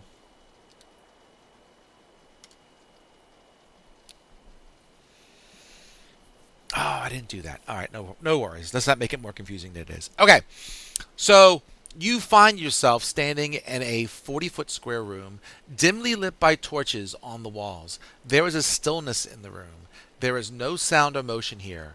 Uh, with a start, you notice that the dim flames in the torchlight do not flicker.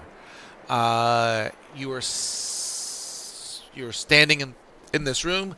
To the south sits a pillow with an object on it. Hey, it's the tower. It's right there for you. There are four doorways out of the room, one near each corner of the room. Two of them are open, and just for simplicity's sake, I just made them open um, corridors as opposed to like an actual door there, and you'll see why in 2 seconds. And the other two are closed. Anara, with your special relationship to time, I'm really happy that you picked a time person, by the way. There's so much time stuff that goes on in these three things. Um, um, you you notice that this area just seems to be um, frozen in time. The time does not flow normally here. The the lights do like the torches don't flicker. I'll say that um, you okay. We can all argue about what happens when you are in like a time thing, whether how Doctor Who-y it is or whatever. But in this world, the things that are frozen in time are like time locked. Like you cannot the door to the west there, you cannot open. It is just locked, frozen in time, and you cannot affect it.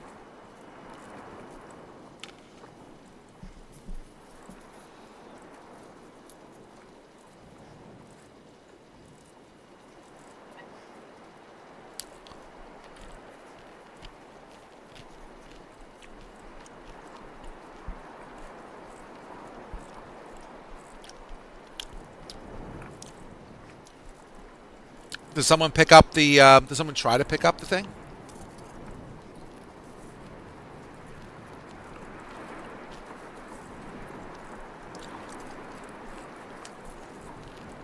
Yeah, the crystal itself is not time locked.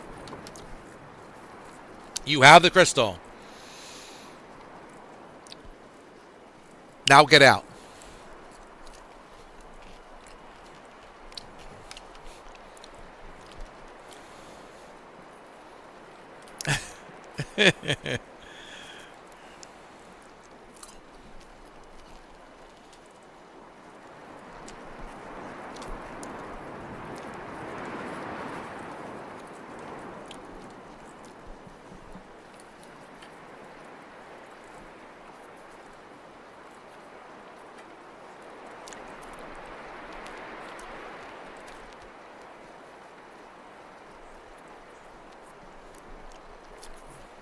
Yep, they do not move. They do not open. It's like, it's like trying to move a rock. It's not going to happen.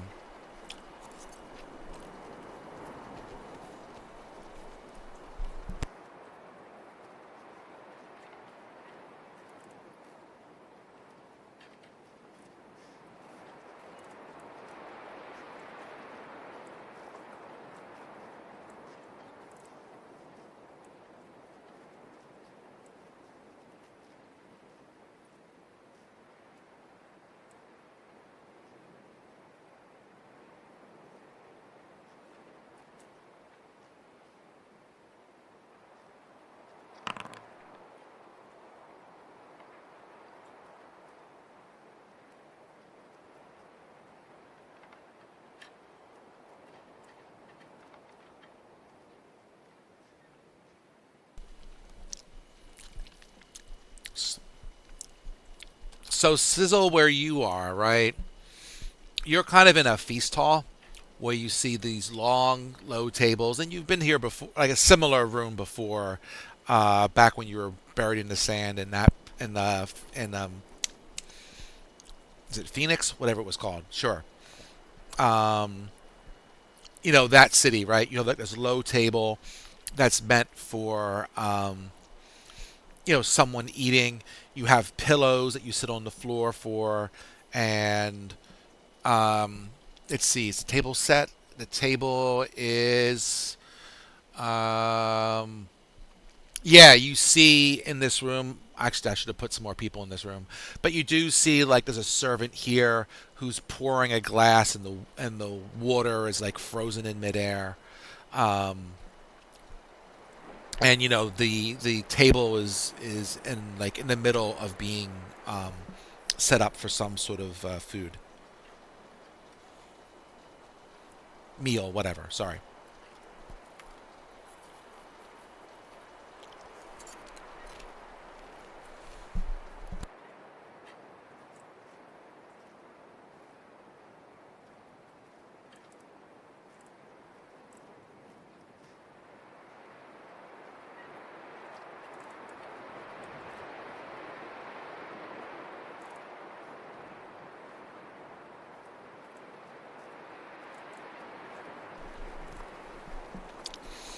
Um, you can make me a history check. Something different.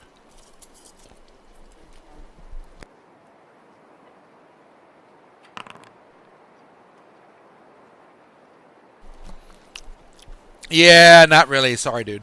Or do that. Sorry.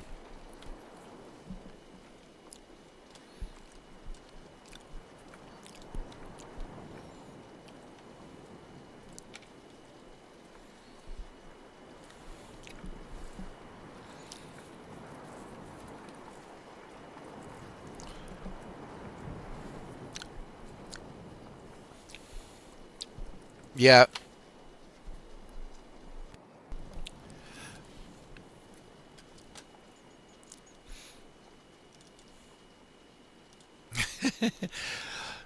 Sizzle where you are for a second. You see a couple of things with you and Malenko. Um, you're in like a cloakroom. To the south of you, you see a staircase, right? Um, the staircase, yeah, I couldn't find a spiral one. It's actually a spiral staircase. It goes both up and down. Okay, another 20 feet away from you, you see another person. you see some sort of adventurer or rogue that is kind of peeking um, through a door and shooting some sort of, we'll say, a dart through the door. Um, can't see in there, um, but coming out of this cloakroom, you see this robed figure kind of coming out of the cloak area, and this guy is not frozen in time. And let's spin some initiative, please.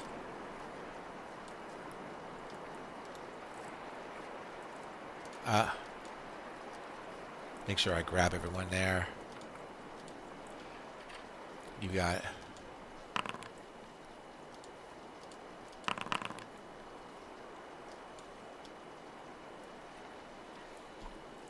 And once you get through all that, let me turn that off.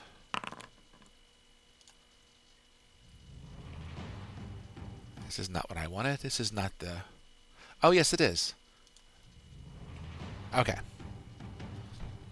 Still can't hear the damn music, but it's there. Theoretically, someone might be hearing it somewhere. Malenko, you are first. You see this dude kind of come out of the cloaks. He is quite scary looking, right? It looks like a ghostly, well, not even like a ghostly, but definitely some sort of undead knight that kind of comes out of the area and moves towards you and Sizzle.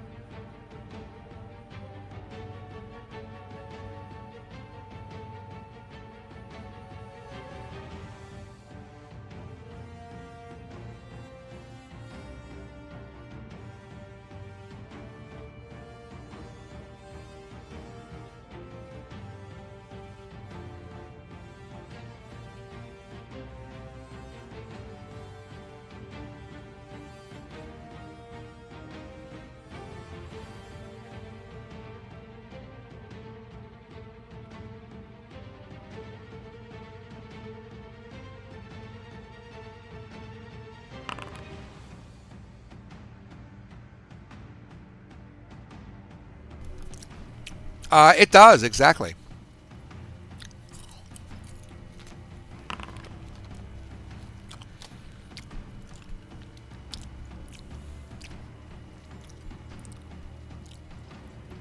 Okay. Let me read all this bullshit. Oops, sorry. Blah, blah, blah, blah, blah. Blah, blah. Um, okay. Okay. Sure. All right, so it takes 9 bludgeoning. Sure, sounds like fun. Okay.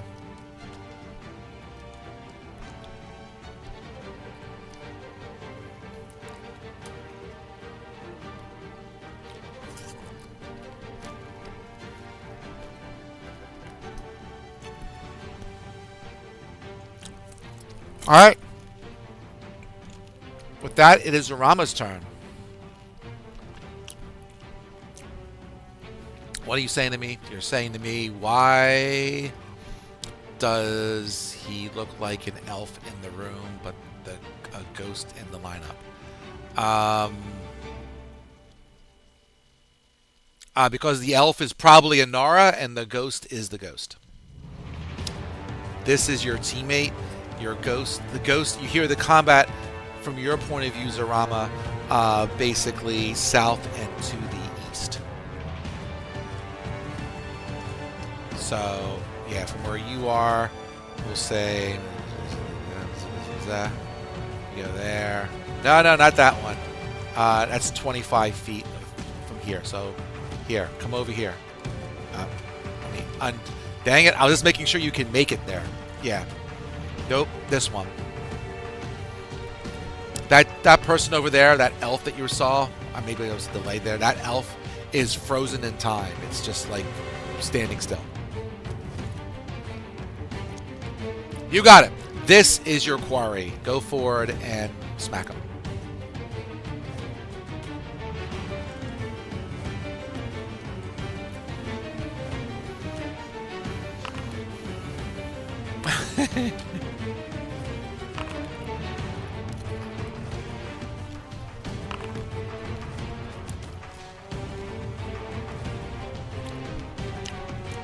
So now we're only the 25 hit.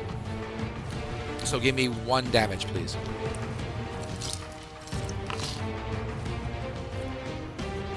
Yes, give yourself a luck point. Thank you. And that's good. And Zarama, if you got nothing else up, you should actually have moved, you bonused, and you did your other things, so you should be good. Saf is up.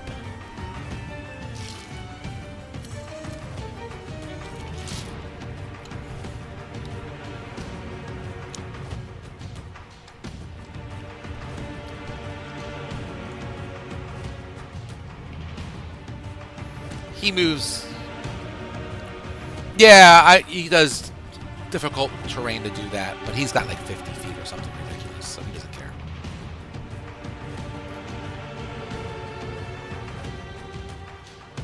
As difficult terrain, yes. And he'll make it, so oh good. Alright, Saf says something witty and swings his great axe, whatever he has.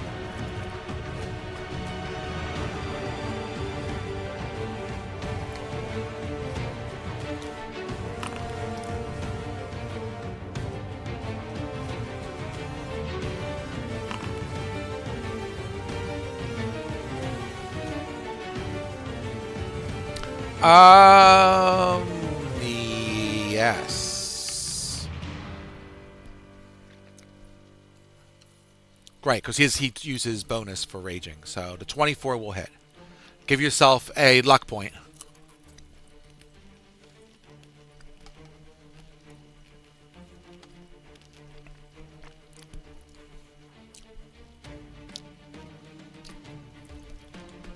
Yep.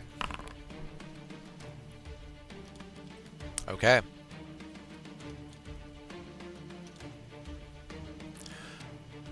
All right, Sizzle, you're up, man.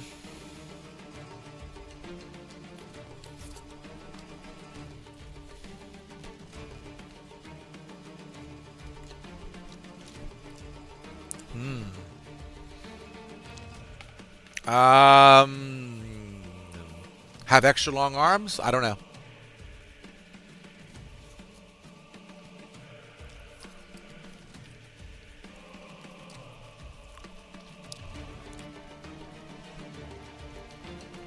All right.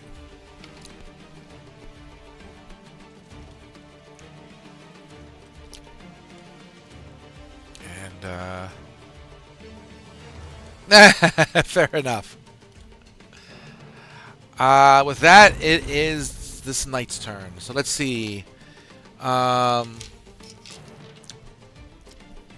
was these two great warriors sitting here. How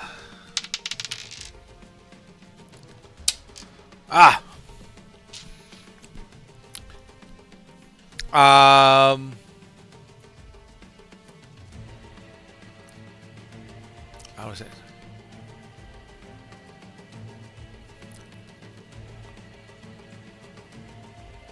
All right.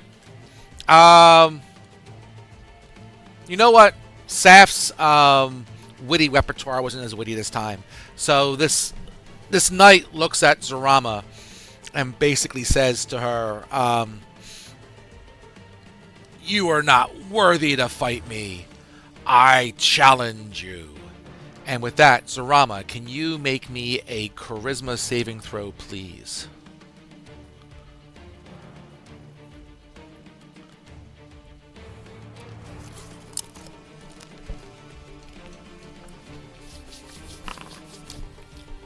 Fail.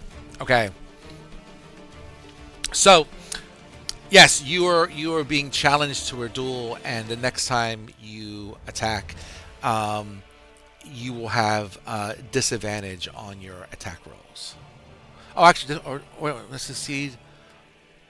Oh, against creatures that aren't the knight until so you can't attack anyone else. There's no one else here, but okay, he wanted to challenge you anyway because it sounds cool. If there was somebody else here to fight, there'd be disadvantage, but I have nothing to do with that bonus action anyway.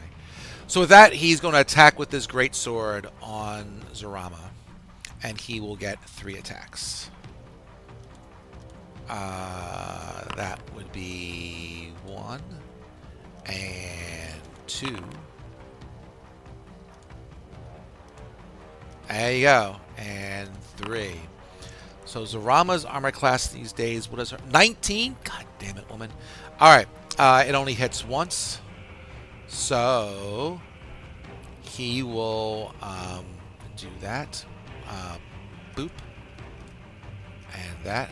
And that. So with 1 hit, you will take a total of 25 damage. That will be a combination of, I look at here. Look at here. There it is. 14 slashing and 11 necrotic. So I took the damage off of you. You should be good. So, yeah. And with that, Anara is up.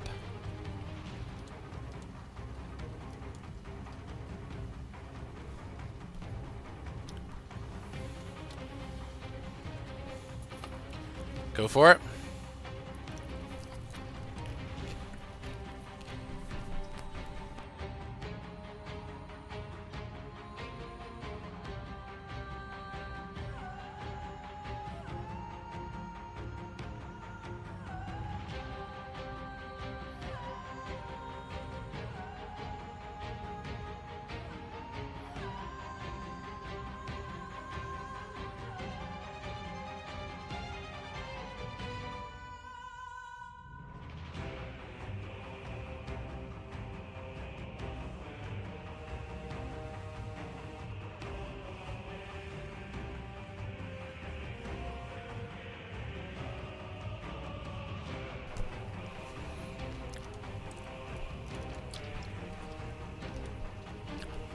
Okay.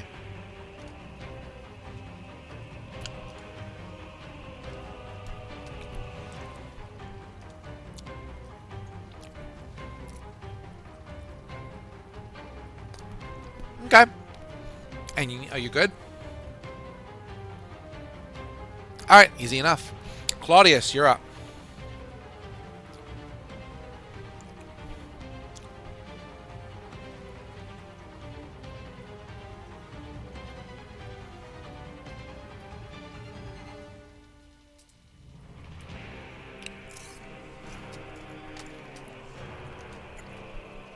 Well, that's 20.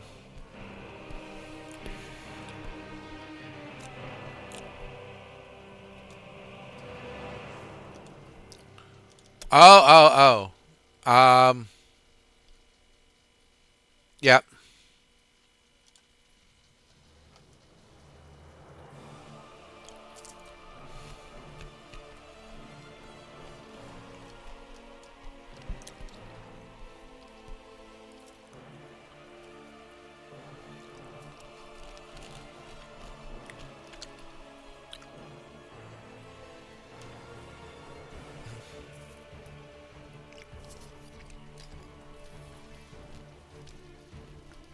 Okay.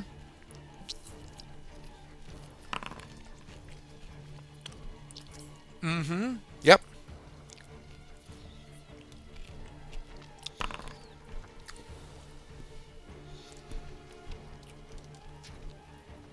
All right.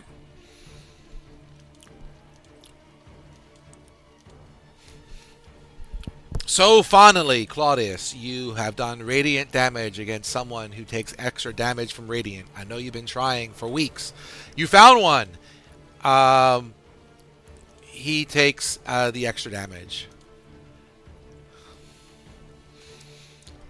Why all these other undead you fought all these weeks was not susceptible to radiant damage, but this one is? I cannot answer. But there you have it.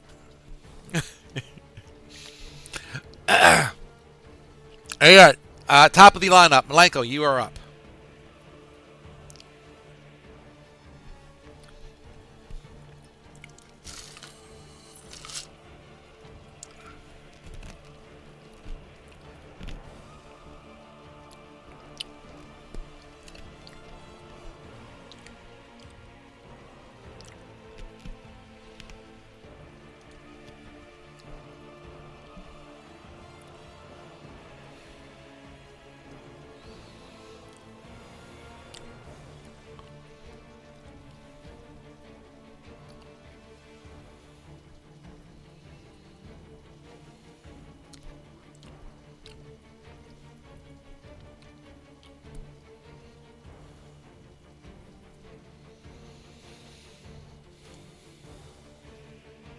I am, and I still have no idea why it shows for me and not for you.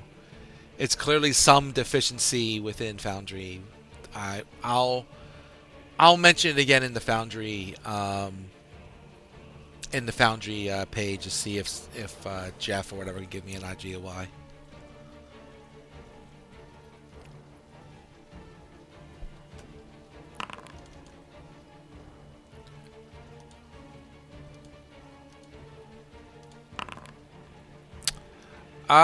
He actually does not. What kind of damage is this? This is psychic. Um. Oh, wait. I gotta do my thing. Hold on one second.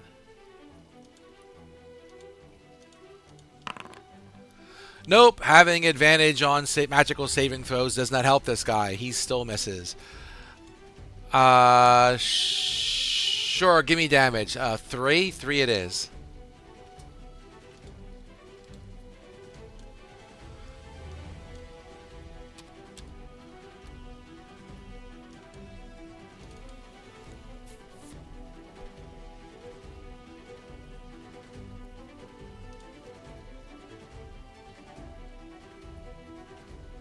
Yeah, sure. If you're gonna leave yourself open to it, he'll do it. He'll take a swipe at you. Why the heck not? And he spun a 1.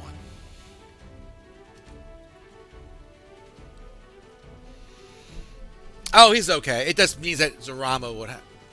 That's Zorama would have disadvantage attacking other creatures. So it really doesn't do anything in this combat. It's just for flavor.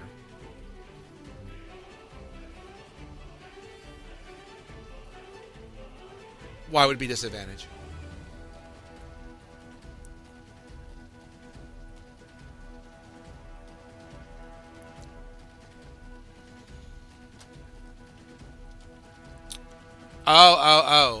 Let me see. Um, on the next attack roll. So I would say that was his next attack roll. So yes, he would have been at disadvantage.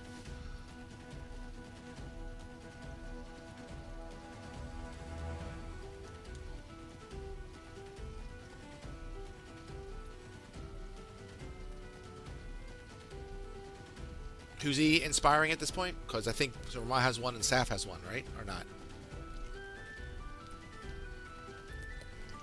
Oh. Gotcha. All right, so it's Saf's turn. Go for it. Oh, no, Zarama's next. I'm sorry. All right, Zarama. So go do your thing. Spend your 3 attacks. 5 attacks. 4 attacks. Doesn't she only get 1 extra attack with haste?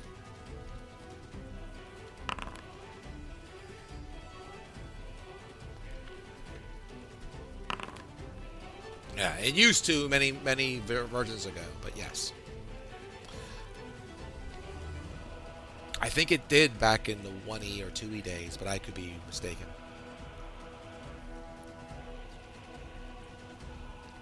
Some rule set that didn't worry about that kind of stuff probably did.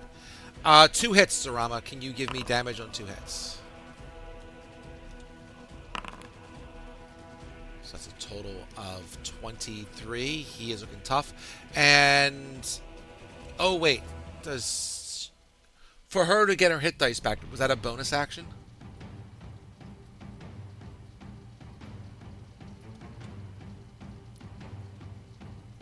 Oh, you can get one hit dice of health back, Zarama, if you wish.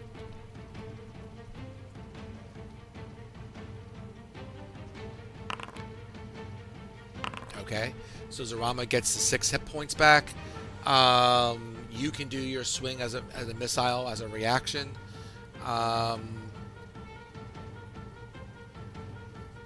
thought there was something else I was going to say to Zarama, but I guess I'm not. Oh yeah, that's what I'm going to say. You get a luck point because you missed once. Don't forget your luck points. And you spun an 18, so that's additional 6 damage onto the dude.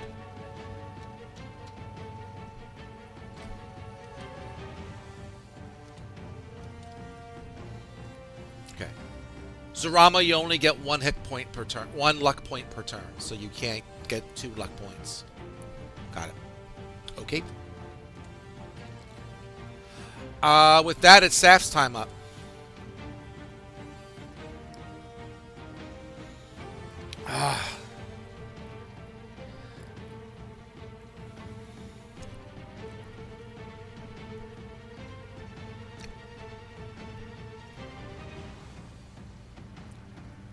I got to take a look to see if that's on my list of spells not going forward for Foundry. I got to look.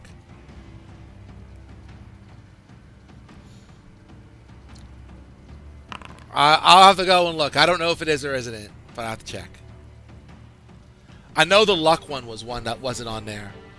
So there's someone on Cobalt, and while you're spinning, I'll just talk. There's someone on Cobalt Press's website whose name is No One. So No One went through every spell in Deep Magic 1 or 2, determined whether or not they thought it was balanced enough to go forward. And then for those he did take forward, he determined what school of magic it should belong to, which of the 4 spell things. He did all that homework, and then I went through all the spells in another compendium and grouped them accordingly for future use.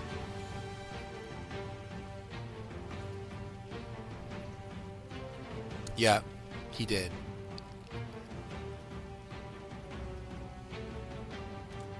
So that's 2 hits, it looks like. An 18 and a 26, yep.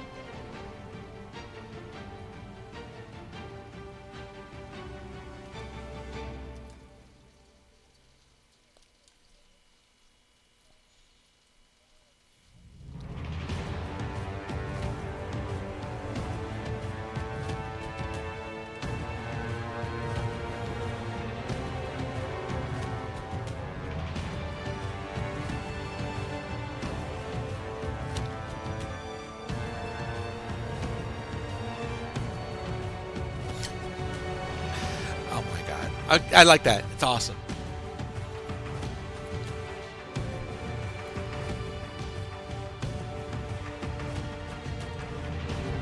Well, this guy is almost gone. So, Sizzle, what do you got for us?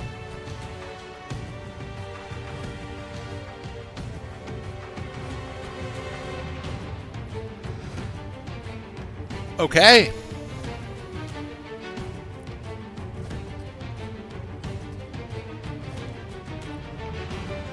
Okay.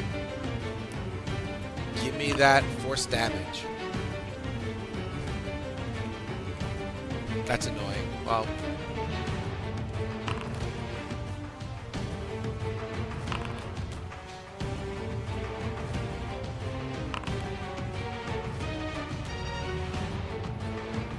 Alright, so that would be... Yeah, I'm going to start applying it. See if it gets in there. I'm lazy. 1, 2, 3, 4. Yeah, that's right. Nope, it doesn't finish him off, but he's lower. Death Knight will take his swings at Zorama. That's fair. Oh, that's a crit hit.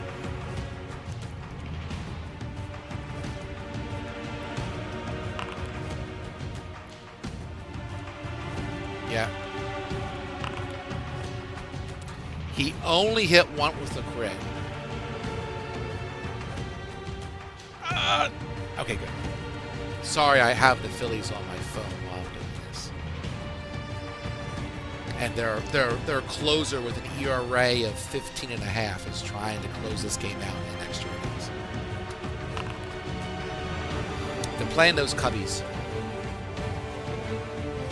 Ah, you suck. Okay, I know who I'm picking on next.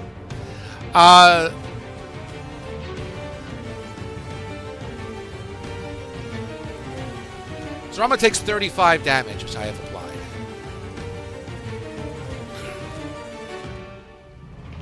Man, if he would have hit 3 times, that might have been bad.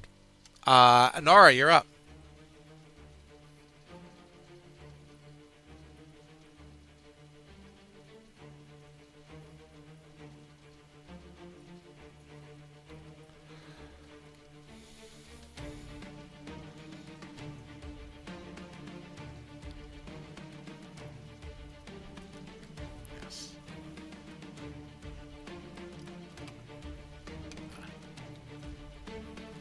Fair enough.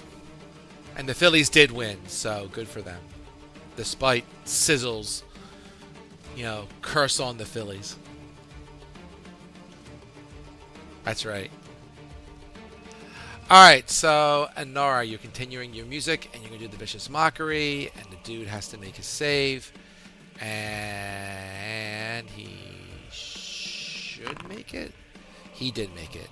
Yay. So with that, it is Claudius's turn.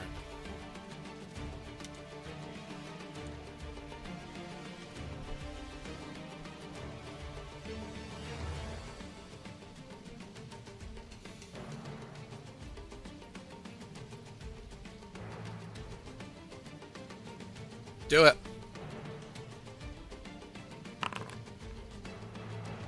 Never mind. Well, it evens out. You were spinning so well earlier.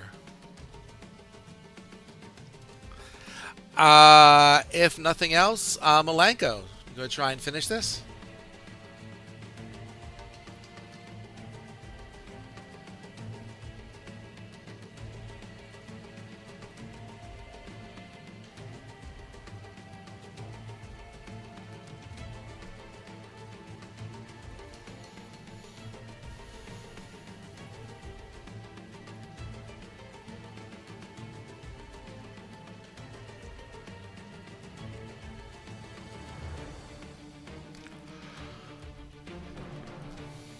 It's not magical as a weapon.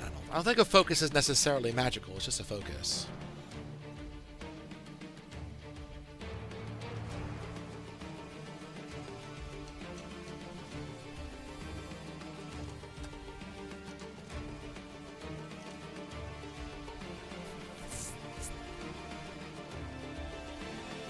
Whoa!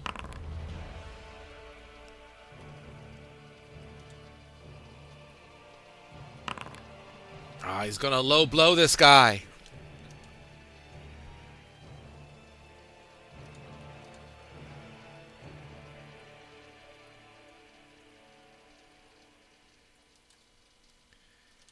Except he has 1 hit point left. You just missed the critical spot. You did damage, but it wasn't quite as good as it needed to be. And with that, Zorama, you just got to hit him with 1 in 3 shots. 1 in 4 shots. Oh, that's right. He is prone. There's no save on that either.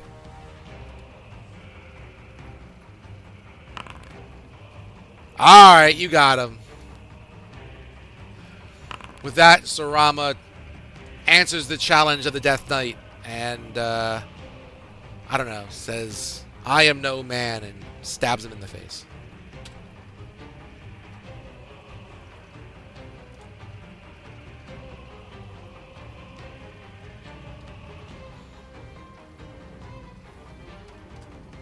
Yeah, yeah, it's a ghostly good sword. You don't really get to keep that. Burp. And let me unhaste Zarama by the time this gets to that point. So it's somewhere. Uh, oh, took.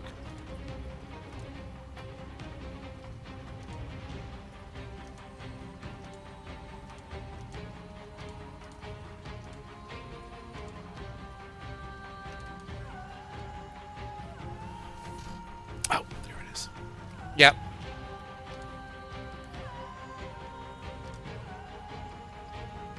Nah. Well, he is still frozen. Him and everything on him is frozen. So the pockets don't give. You can't get and move his clothes around to get it in his pockets. Even if you can't lift out the thing. It's all like he is an unmovable statue. Yep, there. That's pretty much there. Sizzle, from what you can see from where you're at, you see that this person has like shot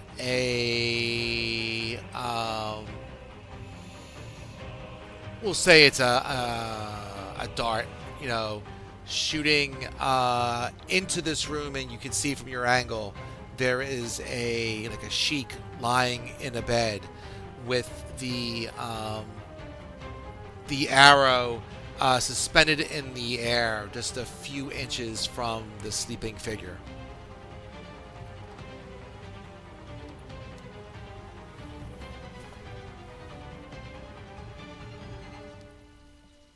So the owl I saw was flowing into that other room. So so owl, you see as you go into that other room, you're going into um, like a buffet line, and you see like this one um, um,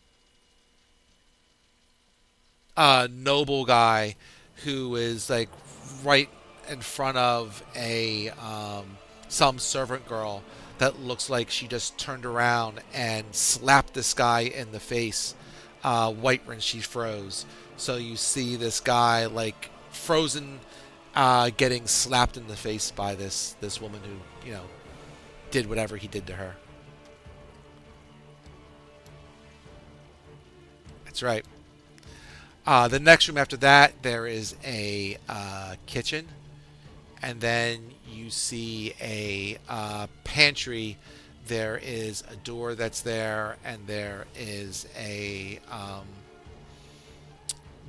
couple of cooks that are near the door with their ears pressed to the door, frozen again in time.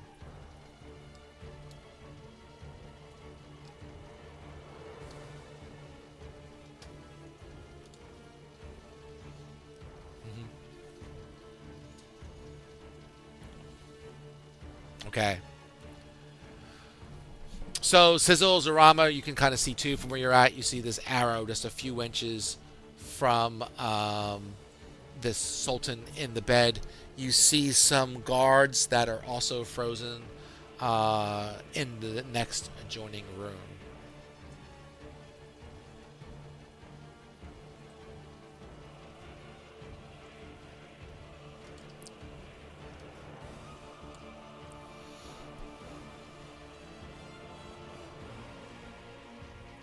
Can't push it. Sorry, it's not the Matrix.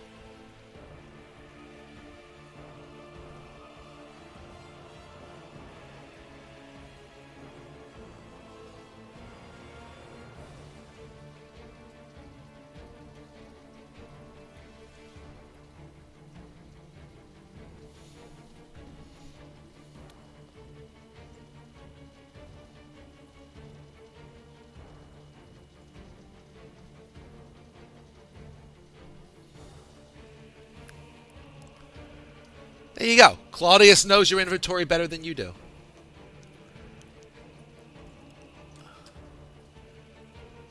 Yep, the bell just sits on it.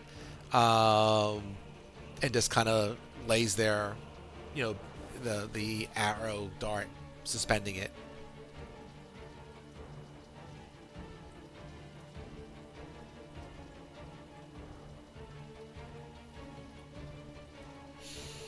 Yep.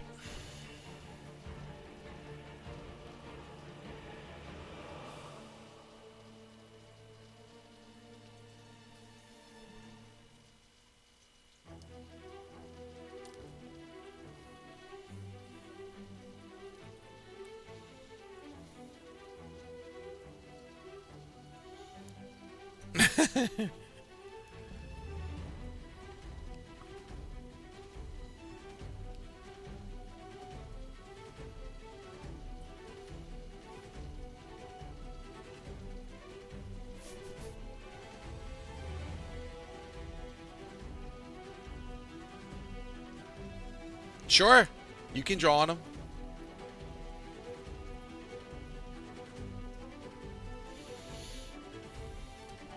So we'll say Malenko and Sizzle. You see the four guards in the other room. You also see another staircase right near them. That staircase appears to go down. The other staircase that's back towards where Claudius and Inara and Saph are, that goes both up and down on like a spiral fashion.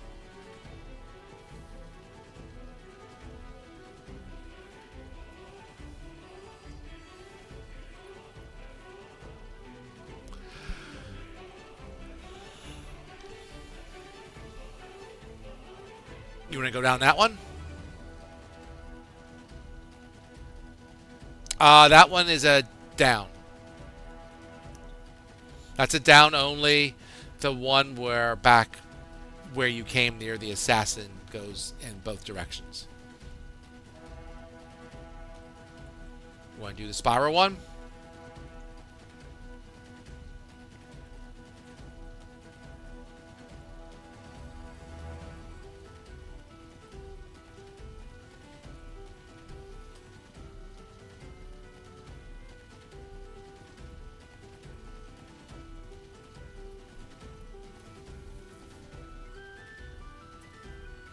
All right. What are you doing to heal? Yeah. She had control of Saph. So I'm gonna throw any spells on her. That's okay.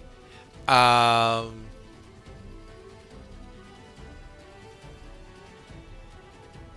hmm.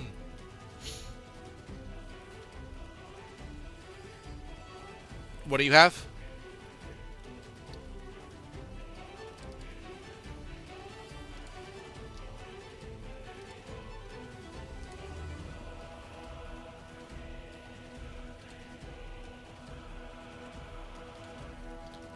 Field medic. Yeah, she's like half-ish.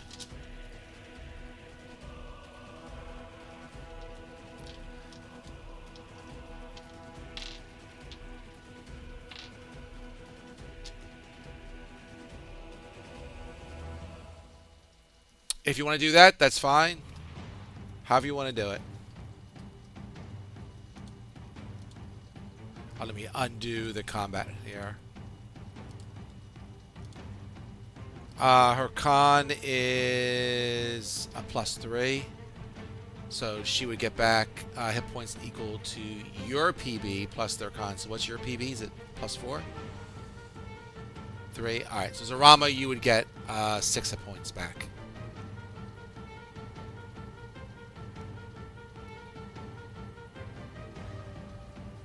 I'll let you give you back your 6 hit points.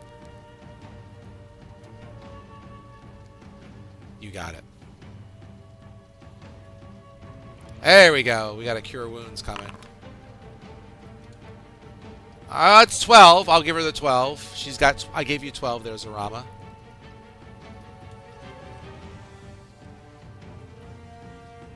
Yeah, that was a bad one.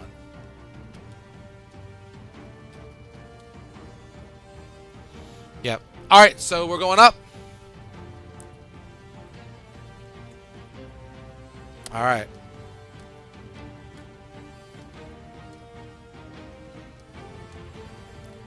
All right, do you want to go with the owl, and then you can decide where you want to end up. I'm fine with that. So I'll say the owl flies up. Um, the owl flies up, and you see. Let's go this way. Yep, you come to another. Yeah, you come to another like small room. You see two guards in front of the door. The staircase continues to go up.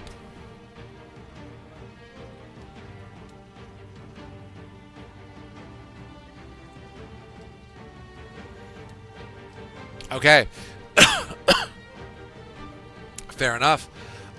You fly up to the next level. Um, the yeah, where are you now? So yes, there we go. Um, the next room you see a grand hall that has stopped in time. You see men dressed in bright robes, sitting on pillows and talking, and some people are dancing in bright robes and all kinds of fun stuff, but none of them are moving. So some sort of banquet or event going on in this hall. The staircase keeps going up.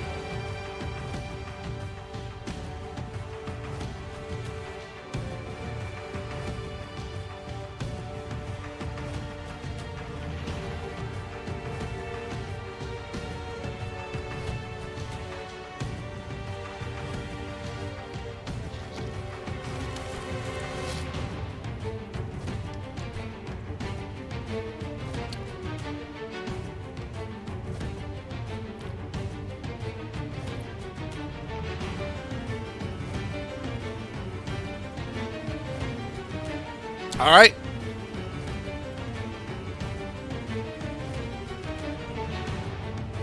All right, you keep going up, and in the next room, you see a big octagonal room. Um, and in the center of this octagonal room is let's see, in the center of the room and rising to the crystal ceiling stands a 20-foot square pillar of crystal. They love crystal here. Glittering light flashing up and down on four sides.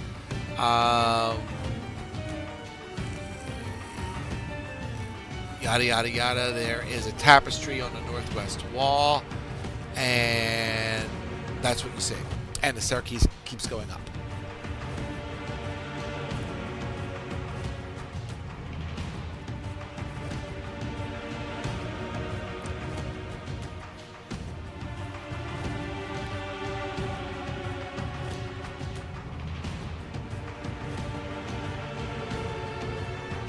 You continue going up.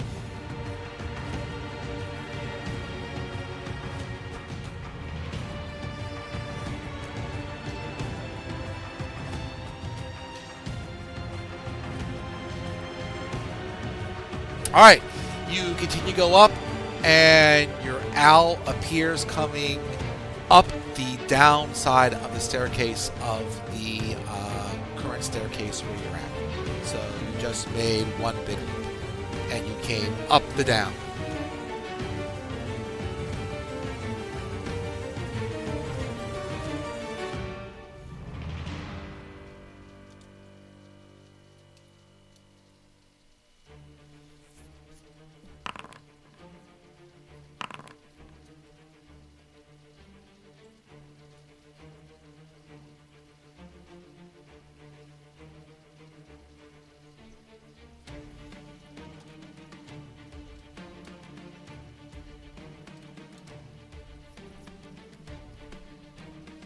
Yep.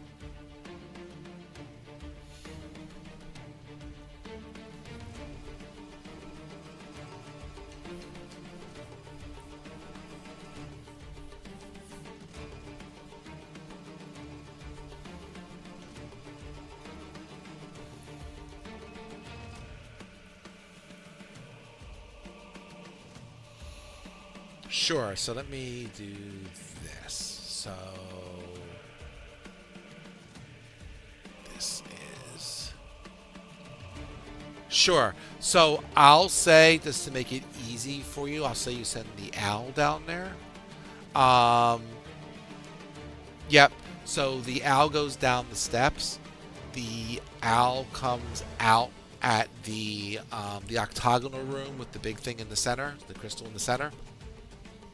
There's no more staircase going up or down. It just goes between those two spots.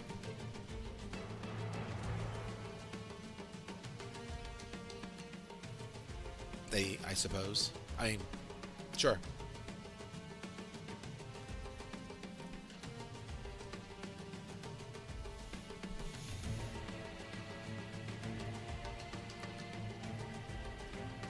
That's fair enough. And that sounds like maybe we'll do that next time because we're getting close to time anyway. So, um, yeah, I think it's a good spot to call it. You can figure out exactly which way you want to go, or we'll pick a direction next time, whatever you want to do. And, yeah, we'll see from here. So, um, we.